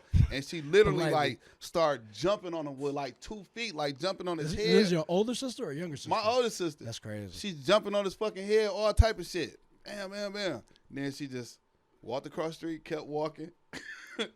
And he got up. He was crying and shit. I was like, Sound like I Baby told D you. from Friday. I told you. She was like that. Like at 12, like I remember her like coming in the house at like 1 o'clock in the morning, like all the time. She was like, God she was damn. selling dope. She done been shot 4 times. She done snatched guns out of people's 50 hands. Cent, you got to do a movie on his sister. One time somebody was trying to like rob the spot she was in, and they stuck their arm in the door with a gun, and she smashed their arm in the door and took the gun and chased them. Like she liked that for real. That's crazy. People be like, man, That's I tough. heard. I ain't gonna lie, she tougher than me. People be sure. like, I heard you ain't shit. I heard your sister was really the truth, and I'd be like, shit, for sure. Like, you better stop talking about her. I'm gonna call her right now, nigga. Man, What? she used to hang out in this club with like mostly like white people. She had like a lot of custos, and like her custos is like her family. And somebody walked up like what y'all doing with this girl? what y'all doing with this girl? Like, and I think she called her like a derogatory black girl, something like probably called her a nigga or something. What y'all doing with this black bitch? Asking the white boys that. She took the lady in the corner. Mind you, the music is loud. She like took her in the corner and broke her fucking wrist. Like the music loud. Can you imagine the lady screaming? She ever been to jail? Can't nobody. Yeah, she been in prison. Oh, prison. See, prison a whole different thing than jail. Nah, so. she been in prison. Yeah, okay. Like she really So like I know that she for tough real. for real. She like that for real. I ain't. Man, to this day, like I tread lightly. Don't mess with Helluva. That sister gonna whoop your ass. Fuck security. You don't even need security. Like literally, people in the hood used to be like, "Don't fuck with him. That's Dale's brother." For real. That's no. I believe you. That's crazy. I couldn't imagine. I'm the oldest, but I couldn't imagine. That's crazy. Man, nah. It's a lot of situations I be in that I be like, I can't be no hoe because my sister wasn't. You know, you feel me? Shit, you damn. I mean, she older, so you already in her shadow, and then she tough as hell. So it's kind of like you can't back down. You can't. For sure. Because they already saying she tougher than you. Fuck it. I'll take that. You can say anybody tougher than me. Like I don't. Yeah, I don't really care what I'm nobody cool. say. I'm humble. Like people ask me like why I'm so humble and like why I'm so respectful. That's because like I. If anybody fuck with me, they gonna know like I didn't start it or whatever. But I'm gonna take it there, so that's why I'm gonna be the most respectful and the most humble because I don't want to take it there. I think I said I don't have no like in between. Like I don't, and it's not that I'm That's saying like how it is with me. I'm not saying I'm tough. Like I'll either don't acknowledge it and leave it be, or just Man, I almost was in a 0 to situation 100. last night with a I'm the drunk same dude. way. A drunk white boy in BT's was like, man, he got in my face like dinner, nose to nose, and was like, West Side motherfucker. Bro, it's like that's how it is in the strip. And club. everybody's It's a strip club. BT's a strip club. And I was about everybody, to say, that's how the white everybody boys know at the how I strip am. club are. So they looking at me like, bro, don't do it. And now you a superstar Helluva, so I know you got niggas. Man, they with already be tripping when I come in that motherfucker. You feel me? So I don't want to Mhm. fuck my relationship up. Can't go to BT's and shit. you. Right. Hold on. You said it was 5 minutes, right? You might as well just stop it. The scene episode 1, take 5. Yo, we in the Uptown studio and shit. Uptown. A new up and coming studio. Come up here, show some love, get some fucking studio time. Yeah, they got a large open space over here for live bands and Live bands, Stuff blue like that. screen and shit. Don't wear no blue when you're in front of the blue screen. yeah, God damn it. yeah, They got some We ain't gonna tell you why, skateboards but around yeah. these motherfuckers. You feel me? yeah. They got all types of shit. Clothing. Obviously, it's the third time I did this. So, oh yeah, bet. Yeah, shout out Uptown Studio. Another big reason why I was able to do this podcast. I met George Clinton. What? When I used to be in United Sounds, everybody used to come through that bitch. No, United Sounds was. I didn't even know how legendary that studio was until like after I had met you. to be George honest. Clinton, man. Like, my stepdad nicknamed me One Nation Under a Groove. That's how much I love Parliament. Like, from the time, like, I knew what music was. Fucking Freak of the Week, that was my favorite song. Hey Rick, can I get another Red Bull? I'm sorry. You said Freak of the Week? Yeah. What the That's fuck? before my time. What's the other name for it? I'm about to look it up. Cause I'm not even gonna lie, like I know. Man, I seen, like, motherfuckers on the porch of Thank you, sir. fucking United Sounds talking about smoking crack so casually. Bro, Like, a lot- artists. oh my god. Like, remember we used to smoke crack and then go across the street to the hotel? You'd be like, what? Man, talk about crack so casual. Man, there's a lot of motherfucking crackheads and people who smoke. Not smoke. Do coke. Man, my man. A lot more people do coke than people. We were talking about realize. crackheads, how healthy they be. That's We crazy. was talking about this strong ass crackhead in the hood. They used to knock niggas out and shit. Like, you had to be careful serving this nigga. I still don't know why they haven't Like, he done might scientific beat studies. your ass, bro. Like a real Debo that smoke crack. I really don't know why they haven't done scientific studies, or at least I haven't seen them to why crackheads are strong like that. Because it can't be just like a joke. Because I Like, hear think from about it. everybody. You don't really go to many crackheads' funerals and none of that shit. I've never. I said that before too, bro. Like I've never heard of no crackhead dying. I've never been to a crackhead's funeral. just like another one. Look, do what you want to do. I support LGBT. You know, I knew you was about to go here. But I've never seen a dyke's funeral. I've never seen a dyke have a funeral. I knew you was gonna say that shit. I wasn't about to say it. Have you? Have you ever seen a dyke in a casket? Exactly. Let me stop laughing at that shit. For real. Shit, you started the subject. But man, y'all crazy. For real. What was I about to say? Oh, there was something I wanted to ask you in the beginning. So out of all the artists you work with, whether it's Detroit artists or mainstream, I mean I can't say mainstream because we are mainstream now, but who's your favorite collab, and who's your dream collab? Like an artist that I work with. Yeah, like what's your favorite So collab? I cannot deny this, and I don't even know if Tia say this, but like when me and him get in the studio, is no matter who I work with, no matter who he work with, when me and him get together, it's just something different. Y'all just have that cohesive. We got relationship. it's something different. Like we just got a formula. Like it's just me and his, and it just works. But like a dream collab, I gotta go with Drake. I knew it. I agree. I was with Kodak one time and he was on FaceTime with Drake. I wanted to You wanted to hop in there and be like, "Hey, Drake, hit me up." And just jump back out. I wanted to snatch the FaceTime like, boy, hey, Drake, what's up? Like, you feel me? Man, I down there was just starstruck just being on the sideline watching Kodak talk to Drake. And Drake told Kodak, he's like, yo, bro, I had an argument with somebody for like 45 minutes the other day. I told them that there is nobody that's better than you. That's what Drake told Kodak. Man, Kodak, one time me and Kodak was in the studio and he just like let me hear some new music and he played like 70 songs for me. And I might have not liked one of them, maybe. So you think, how many, okay. You think Kodak's kind of like a Scoob in Rio? Like he records a lot? Because if he had that many songs on your beats, he had to have. No, that wasn't like on my beats. There wasn't no 70 songs. They just all kind of songs. He just like playing them for me. Like a few of them was on my beats, but he just like, he's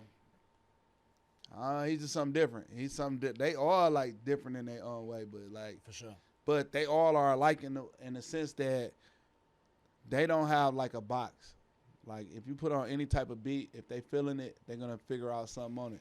Like a artist as big as Kodak, you would expect that they would stick like to a certain type of style or anything like, or like, it's some people that just really just starting to fuck with him since Super Gremlin. But if you listen to 10 songs, you ain't gonna hear another Super Gremlin. Facts. No, facts. I feel that same way about Future. Man, Future, another man. God damn, Future can do anything, bro. I ain't gonna lie, like a lot of people might say Future is one of their favorite artists, but I don't think for the same reasons that I would say it. Like Future, like I said, he could rap his ass off. Like he really, like he that nigga, bro. He the first person I seen do For a sure. lot of shit. Just going in the booth with no plan, no lyrics wrote down, no nothing. He one of the first people I seen doing that.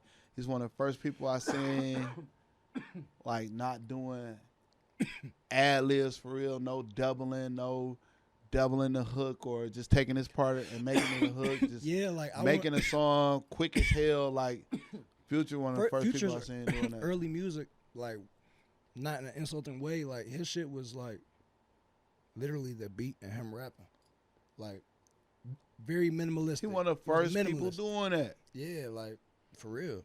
One of my favorite songs is still "Ain't No Way Around It." No, Ain't that's no one way of mine too. around. Yeah. So you've been a Future fan. You know how hard Future is now, for sure. For sure, yeah. Rocco used to bring him around. You don't got no songs or like okay. You don't got no music with Future, right? Or you don't got no, have y'all talked I about got some that? shit he did With on another my artist? beats, like Okay. the shit that's not out. Yeah. I done heard some shit with him. I and done Ray run and to GP. a couple times. I like, you remember me? You remember this song? You like, hell yeah, that's the shit. You feel me? But a song to him is like a song to Sada.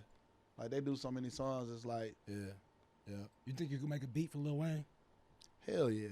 Which era of Lil Wayne? Hot Boy Lil Wayne, Lollipop Lil Wayne, or Rockstar Lil Wayne? Mostly like the Lil Wayne is kind of like Like BMJR Lil Wayne? the Lil Wayne is kind of like a different version of like a Jay-Z mixed with like a Hot Boy. Yeah. Like that Lil Wayne. So in between, 'Cause he can Lollipop get and on Hot- that. Yeah. For sure. Lil Wayne, another one of the motherfuckers that can really rap, for real. Like, Genius. I ain't gonna lie, he's probably one of my episodes. I'm gonna do my top 10, but he's I probably. used to hate on Kendrick. I ain't number gonna one lie. I favorite. used to hate on Kendrick. I didn't know who he was Kendrick that was dope, until bro. 2013. Like, I forgot it was. I was listening to him and one of the other artists on the record label he's on. What's his name?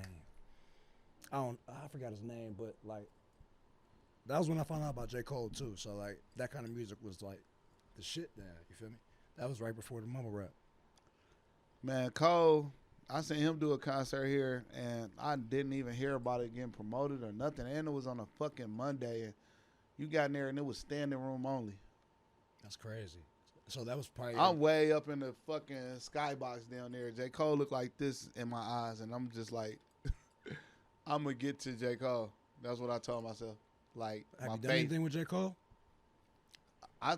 We like exchanged numbers, and I've been sending him shit, but I haven't heard shit yet. But he gonna fuck with me. I'm speaking it to existence, just like I spoke this day into existence. I'm like, So you manifested. I'm gonna get to J. Cole, even though I'm up here and he's looking this big and shit. So next thing I know, I'm on the floor. Me and my manager said we run into Lenny S. Next thing you know, we in this back room with like a bunch of people. Next thing you know, we in another back room. Next thing you know, we in front of J. Cole's dressing room door. Yeah. So they let a couple people in. Lenny S was one of them and shit. And I'm outside that door. And I prayed. I asked God. I said, open that door for me, God. And Lenny S opened that door. I was like, man, tell the producer to come in here.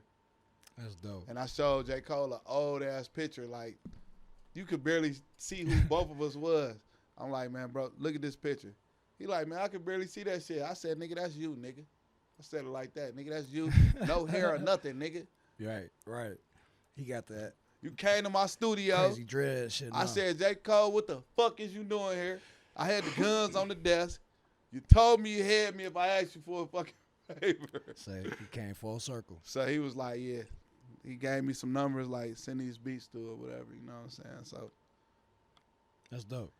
even if he don't end up getting on nothing, just to have that moment with him was big to me because for sure. I felt like just speaking something into existence, like I just had my Having a faith that day conversation with someone like that too. You feel me? and made it right in Yeah. front of him. You know what I'm Mhm. saying? Well, okay. So I want to know if you could tell me, like, you got any like big upcoming like collabs, like or like placements? You don't got to say. I mean, if you want to say who it is, or you might have something coming with somebody. I'm actually been like, so like, even like the You Detroit see that artists. screensaver? Yeah, that's crazy. Let's go, huh? Yeah, I got Michael Myers on my screensaver. What? My grandson with a Michael Myers.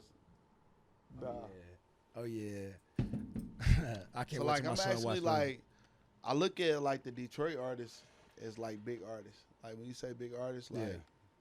Baby Money, that's Yeah. big Oh artist. no, to me. we definitely are big artists now. Ray, that's big artist to me. Vest, that's big artist. Peasy, that's big artist. Payroll, that's big artist. Like all of these dudes here. GMO, big artist. Skillet, big artist. Sada, like all of them, Yeah. they big artists. to Every me. one of them. But I'm And even actually some you like didn't name. putting out singles myself. You know what I'm saying? Mm-hmm. On like some Khaled type shit. You should have been did it. I mean, timing's everything. You feel me? Everything. Me personally, like, even if I have something I really I'm want gonna to let do. you check this video out before I leave.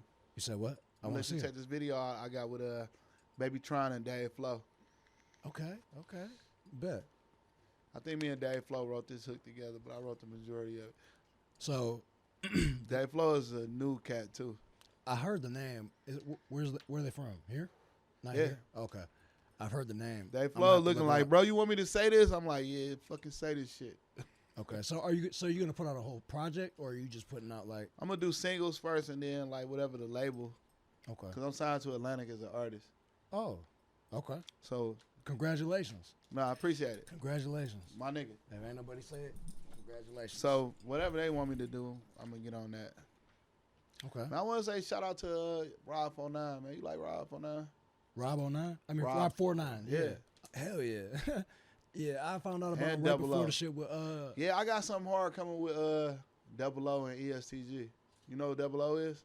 Future artist? yeah. Yeah.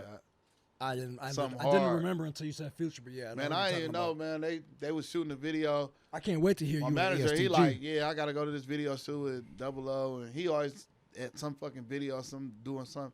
He called me back like, man, this shit is on your beat. I'm like, get the fuck out of here. He sent me the song. Shit crazy. Hey, I ain't gonna lie. When I'm with certain artists and like a producer I'm cool with, like I'll text them. I'll be like, hey, yeah, this nigga like School. I've done that shit with like Primo. Shout out Primo Beats. Man, shout out Primo. Like Primo, like we work together. Like no, a lot. Primo's a good dude. I fuck with Primo. I fuck with Primo heavy. Sweet dude. I like doing that though sometimes, like depending on the type of person it is. But like I'll text him like, yeah, this nigga solid just recorded some crazy shit. But you know, little did I know he probably already did like 30 on their beats because of how he recorded. But hell For yeah. sure. But so you said you got some shit besides for that shit coming out with ESTG. Do you have any with ESTG? Yeah. Is it something with Doug or is it what is it? Which one? Shit with Doug. Shit on EST's solo album. Shit with Can you tell me? Matter of fact, can you tell me a little bit about you and Doug's relationship? me and Doug. We talked about him, but not your relationship. Like Twin brought him to me. Shout out to Twin. I think he had on a Dickie suit with a bag full of raps in him, and you know he had a song called "Sorry Mama." I built a beat around it, and the next song, what was the next song? He got a lot of frees. It was free. Some. Do you know it? Nah. No, this was before that. This was before. It was I'm talking about his second song. what? The one with the cars? I think it was that one. Who shot that one? KO. You talking about the one that KO shot, right? Shout out to KO Loud. Kogo. I always fuck up your name, bro. My bad. I'll see if I can find it before you. The one with the cars in the video, right? Yeah, Soda was in it. This is like I feel like I don't even know how to spell that shit. Jared, spell it. Well, I was talking about Free Minds. Free Minds. Oh yeah.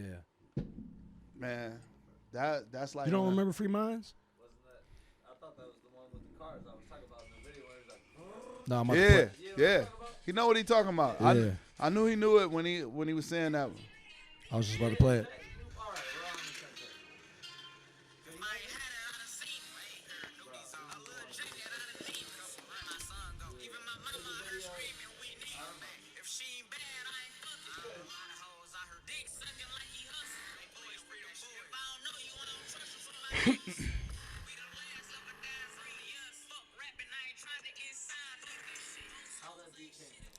So look, You want to know? listen, that was after Doug. this, I want to show you a song. That was Doug. Like he's beating on the table. Like I want the beat to go like this. Say prison got them niggas knowing how to. No real format, no nothing. But me, instead of being like, bro, I can't do that. That ain't how no beat go. That ain't how no song go. That ain't how no song start off. I'm going to try it first. You feel me? Because I know he been locked up. So he got something in his mind. So I'm trying to compliment it. Like, let's make it work. It take a certain level of like. It's not a lot of engineers that can do that. Like you kind of like. Man, have I to, did like, that shit just like he was saying. Paint the picture that's in their head. You feel me? Yep. You feel me? So would you say that's the song that made you think like he got it? Yeah. You want to know? So this was after that. The song I'm about to show you right now. But this one really made me fuck with him. Like it was Father's Day, and he texted me like, "Happy Father's Day, bro." Oh, And I for texted real? him back like, "You a father?" He was like, "Nah." Oh, that's what's So I'm up. like, damn, like he That's some just real thought about shit. me to reach out and say Happy Father's Day, and like that. That's dope. That's dope. I didn't know that. Oh yeah, so look, Free Mind was on the same project we talking about, the Wayburn. That project was hard. So as look, fuck. when I heard this song, I never heard people play it for real. Like some people know when I play it and say this what I'm saying right now, they're like, oh yeah, I listened to it. This song, Like if I wasn't from Detroit.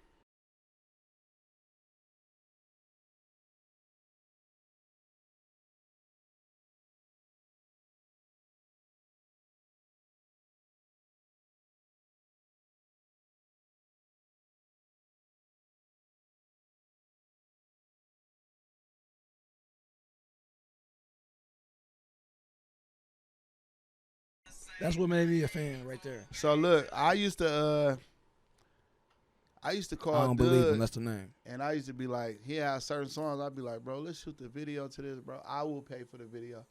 Like he never like cashed in on the offer, but that still meant something to him. Like I remember he used to like post that, like, damn, this nigga believed me. He ready to pay for my video. That's dope. That's dope for real. And you said, like you said, he ain't never let you pay for it. He probably paid for it himself. He just took your Man, when he advice to first shoot it. came to the studio, he was like, Twin was paying for his Yep. beat studio time. The next Twin and him, well, Twin does really good business. So For look, real. I'm showing Twin love because I've been fucking with Twin, so the price is like it's a love price. For sure. So the next time Doug come through, I'm like, I'm still giving him the love price. Like, damn, Helly, how much you want? What I owe you? I tell him the love price. He pull out the biggest knot ever. This second time come to the studio. I'm like, God damn, I should charge them more. Right. So I walk him outside No and he cap. getting in the fucking Hellcat. This like a week after he got out. Nigga was going crazy. He done had like 4 different Hellcats. I'm probably exaggerating, but he had quite a few. No, ain't in the ain't beginning. no exaggeration at all. He No, probably did have yeah, 4 that's back what I'm saying. then. Like he like kept switching. Back then. Yeah. Back then. I think right. when he got the leg shot, he might have been in the Hellcat there. He was. From my understanding. But yeah, so are y'all still in communication at all? Like while he's I heard from him incarcerated? not too long ago. He, Like, he doing somebody- all right? He shot a kite through somebody. Okay. Yeah. Okay. I'm just, man, waiting on him to hurry up and get back. So When's he supposed to be go getting back out? in the studio? I don't know. Like I actually know Doug's father before I knew him.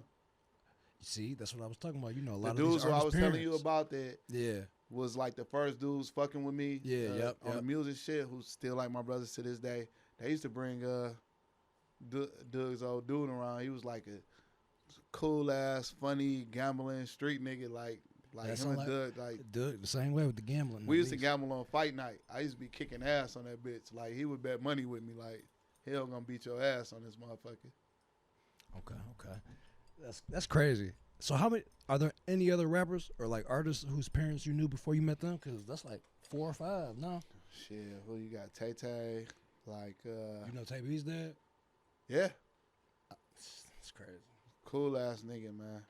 Like I knew Tay B before I knew his pops, but me and his pops started FaceTiming like when he was like locked up and shit. And when he got out one day, Tay B pulled up on me and he just like had stacks of money and shit. He's like, yeah, my old dude said give you this. And I'm like, all right, cool. What do you need me to do? He's like, nothing. He said, you know, this is just for looking out for me while he was in there. I'm like, man, get the fuck out of here. What? That's crazy. Shout out to Tay B though, man. I fuck with Tay B. Me and Tay B. Tay B is another cool dude, with Brody like, for a minute. even with his success and Yeah.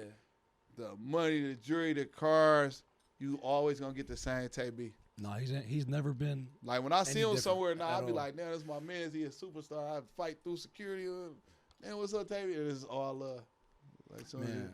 and Shout out to Tay B, man. You know who else I've known forever? Like who I love, like that I ain't bring up, like GT.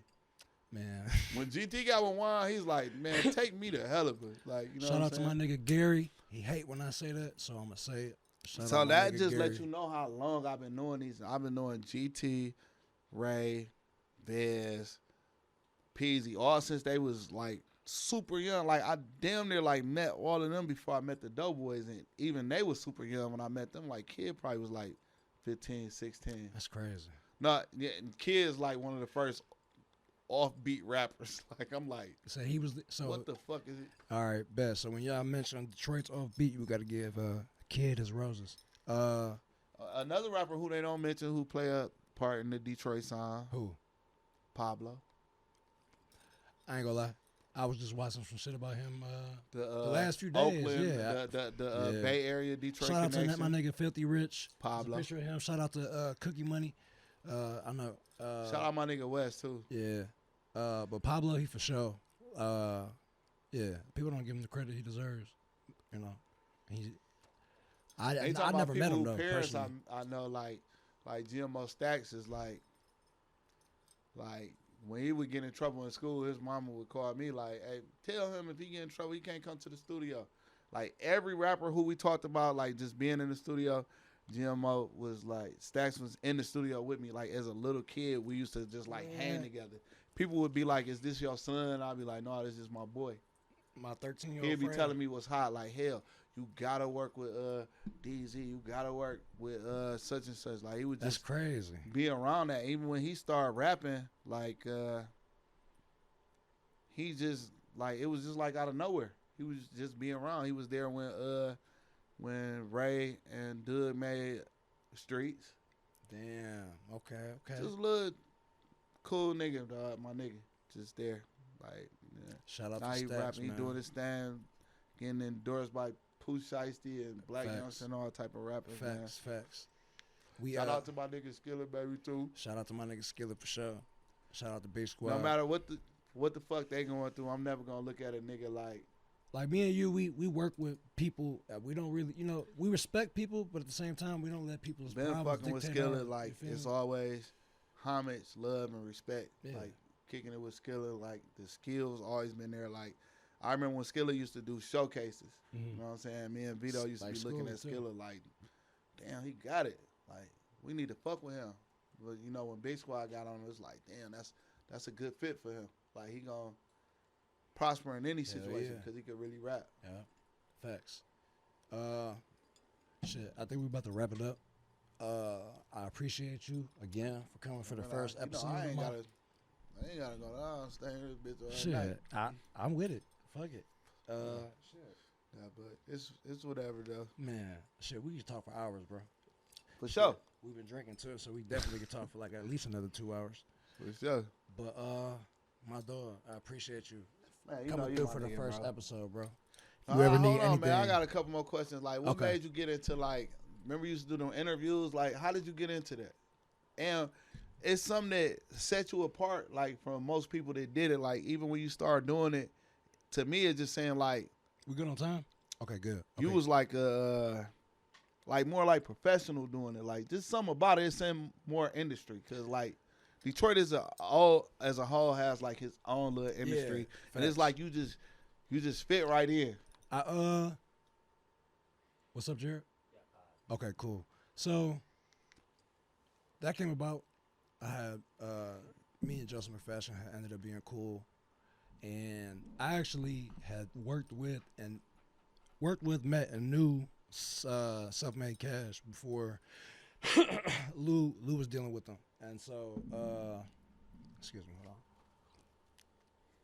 So it was like 11 at night one day, and I get a call from Joseph, and he was like,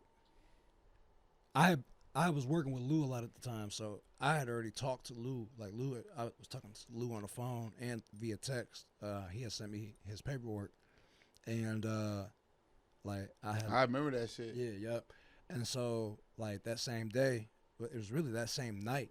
Like it happened right after. So Joseph got you into. So Joseph, me and Joseph have been cool. He just called me. He was like, Self-Made Cash. He called. He wants to do an interview. He's like, right now. That's how you got started. That's crazy. He was like, he want to do one right now tonight. And I was like, he's like, you want to do it? He was like, you were the first person I thought to do it. Mind you, like you said, I hadn't done anything like that.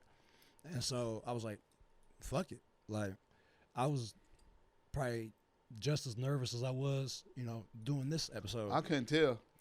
But like you gotta remember I was still a little bit more fresher out of the military. So, Shout out to my nigga Lou Grill too. Yeah, shout out to Lou. Man, Lou been studying so long, man. Don't think this shit new. Don't Yeah. think this shit Look, new, man. bro, so look. And the- Lou really been in them Joseph, trenches. I Nah, seen for Lou sure. in Southwest. I'm like, Lou, what the fuck? Lou What be you everywhere. doing over here? Lou be everywhere. So Joseph was responsible for the lighting. I wrote down 5 questions. If you've seen the interview, go ahead. Okay. If you've seen the interview, The whole look of it was cold too. yeah, Like the dark shit. And it was crazy. It was really, it was just the way we did Joseph did the lighting. Like there was no like screen behind us or anything. Like if you look hard enough, you'll see. It was just people felt like it was like an interrogation or like a TV. He was on a his TV ass. scene. What's going on, bro? Like I literally this started is it what off they like saying. What you got to say yeah, about this? like You everybody gotta- like the whole time. Like when that came out, like. The closest thing that I ever experienced to fame was that, like, I remember, like, I'd be driving and people would be honking at me on the freeway and, like, I, like, roll the window down. I don't know, bro. I was It at a Coney one It time. was just something about you in that shit was just like. But that's what made me want to pursue something similar because everybody said the same thing. I appreciate that coming from you, but, like, a lot of people said that, like, I don't know. That's how it Even by started. you telling me that's your first shit, That was- I felt like you was big and you just came here and was just And like. I just felt like I didn't do it like anybody else. But I wasn't trying to do nothing special. He asked me if I wanted to do an That shit interview. made me want to do interviews with you, bro. Bro, he asked me if I wanted to do an interview. I wrote down some questions. He set up the lighting. I was a photographer at So that you point. just and I freestyled that just shit. was like, bet. Like, let's get it. Then I started seeing and more I started and it more up- people on there. Right. I was like, I'm gonna get right into it. You know, I cut into him immediately, but Right, let's get this out the way. yeah. So yeah, that's how I started that. Go ahead. You can. Yeah. Go ahead. You can cut it. Episode 1, take 6. Boom. All right. So, Helluva, I appreciate you for coming by. I appreciate y'all having me. I appreciate Uptown Studio for having me. You know? We appreciate you, man. For real. I'm gonna need some free studio time. You know what I'm saying? Just a couple. Shit, we hours need you to I cook go up a dry beat in y'all. here, man. You know I will. Shit. What y'all got? What y'all working with? As soon as we can I talk see to Ricky. keyboards and all type of shit. Yeah, I honestly want to see you just do something in 5 minutes. I told him that you could make something in 10. So Probably if I had my laptop. You know, I what I'm know, saying? But I working know. on other shit. I already know. Now, if I had Wayne and some of his niggas around Pablo and Wayne, and we get on that quick. But anyways, I Like, what you appreciate need, it. Helly? Who we need to make some shit for? Well, I already know. I already know if I asked you would if you had your equipment. But like I said, man, I appreciate you coming. It means a lot to me. It's the first episode, so again, thank you, brother. Shout out to Siempre Tequila. We Shout killed out to the Tequila. we killed Tequila. the Neho, the Blanco. Almost Man, can you gone. imagine being with somebody like they first time seeing fucking what's the name of that movie? The Wrong Missy. I was with somebody recently seeing that for the first time. They was fucking dying at that movie, bro. I always am jealous of people who see movies for the first time when I've already seen it, because like some movies are just like Anchorman. I wish I could re-see the first and second one again. Those are probably like two of my favorite movies. Anchorman 2 is I arguably better probably than watched one. them. I probably watched them. Anchorman 2 is fucking I've watched them hilarious. more than you've watched them. I doubt that. I've I watched the other guys probably north of 200 times. I probably watched the other guys more than you. I don't know, man. Definitely Anchorman 1 and 2 for sure. If not the other See, guys. that's why it's my nigga, bro. He like Dragon Ball Z. What about Anchorman. Step Brothers though? How many times you watch Step Brothers? I like Step Brothers, but I still don't like it. I don't like it. I don't like Step Brothers or Superbad more than I like Anchorman. I had a step brother, and everything was just like that's how we was. The karate moves. No, all that that movie shit. was dope. That movie was funny as hell. The being drumstick friends scene, that and was not being hilarious. friends 1 minute, like that. That was me and my step brother. That's what's up, man. Say that shit real life. But all right, I guess that was episode 1 for the second time. Episode 1, man. Yeah, you can cut the second. Fuck time with out. my nigga, man. If you in this music shit and you don't fuck with my nigga, I'm gonna be pissed off On at the your ass. photography, on the podcast. You heard Anything you him. got going on, You heard Helly, fuck with him. my baby. Scoob, I want to see you on this bitch doing a whole. Come on, Scoob. You got to dance. 30 bucks, Scoob. And dance. Yeah, he told me he would, so he'll come up here eventually. Hey, listen. If he said he was gonna do it, I ain't gotta say nothing else.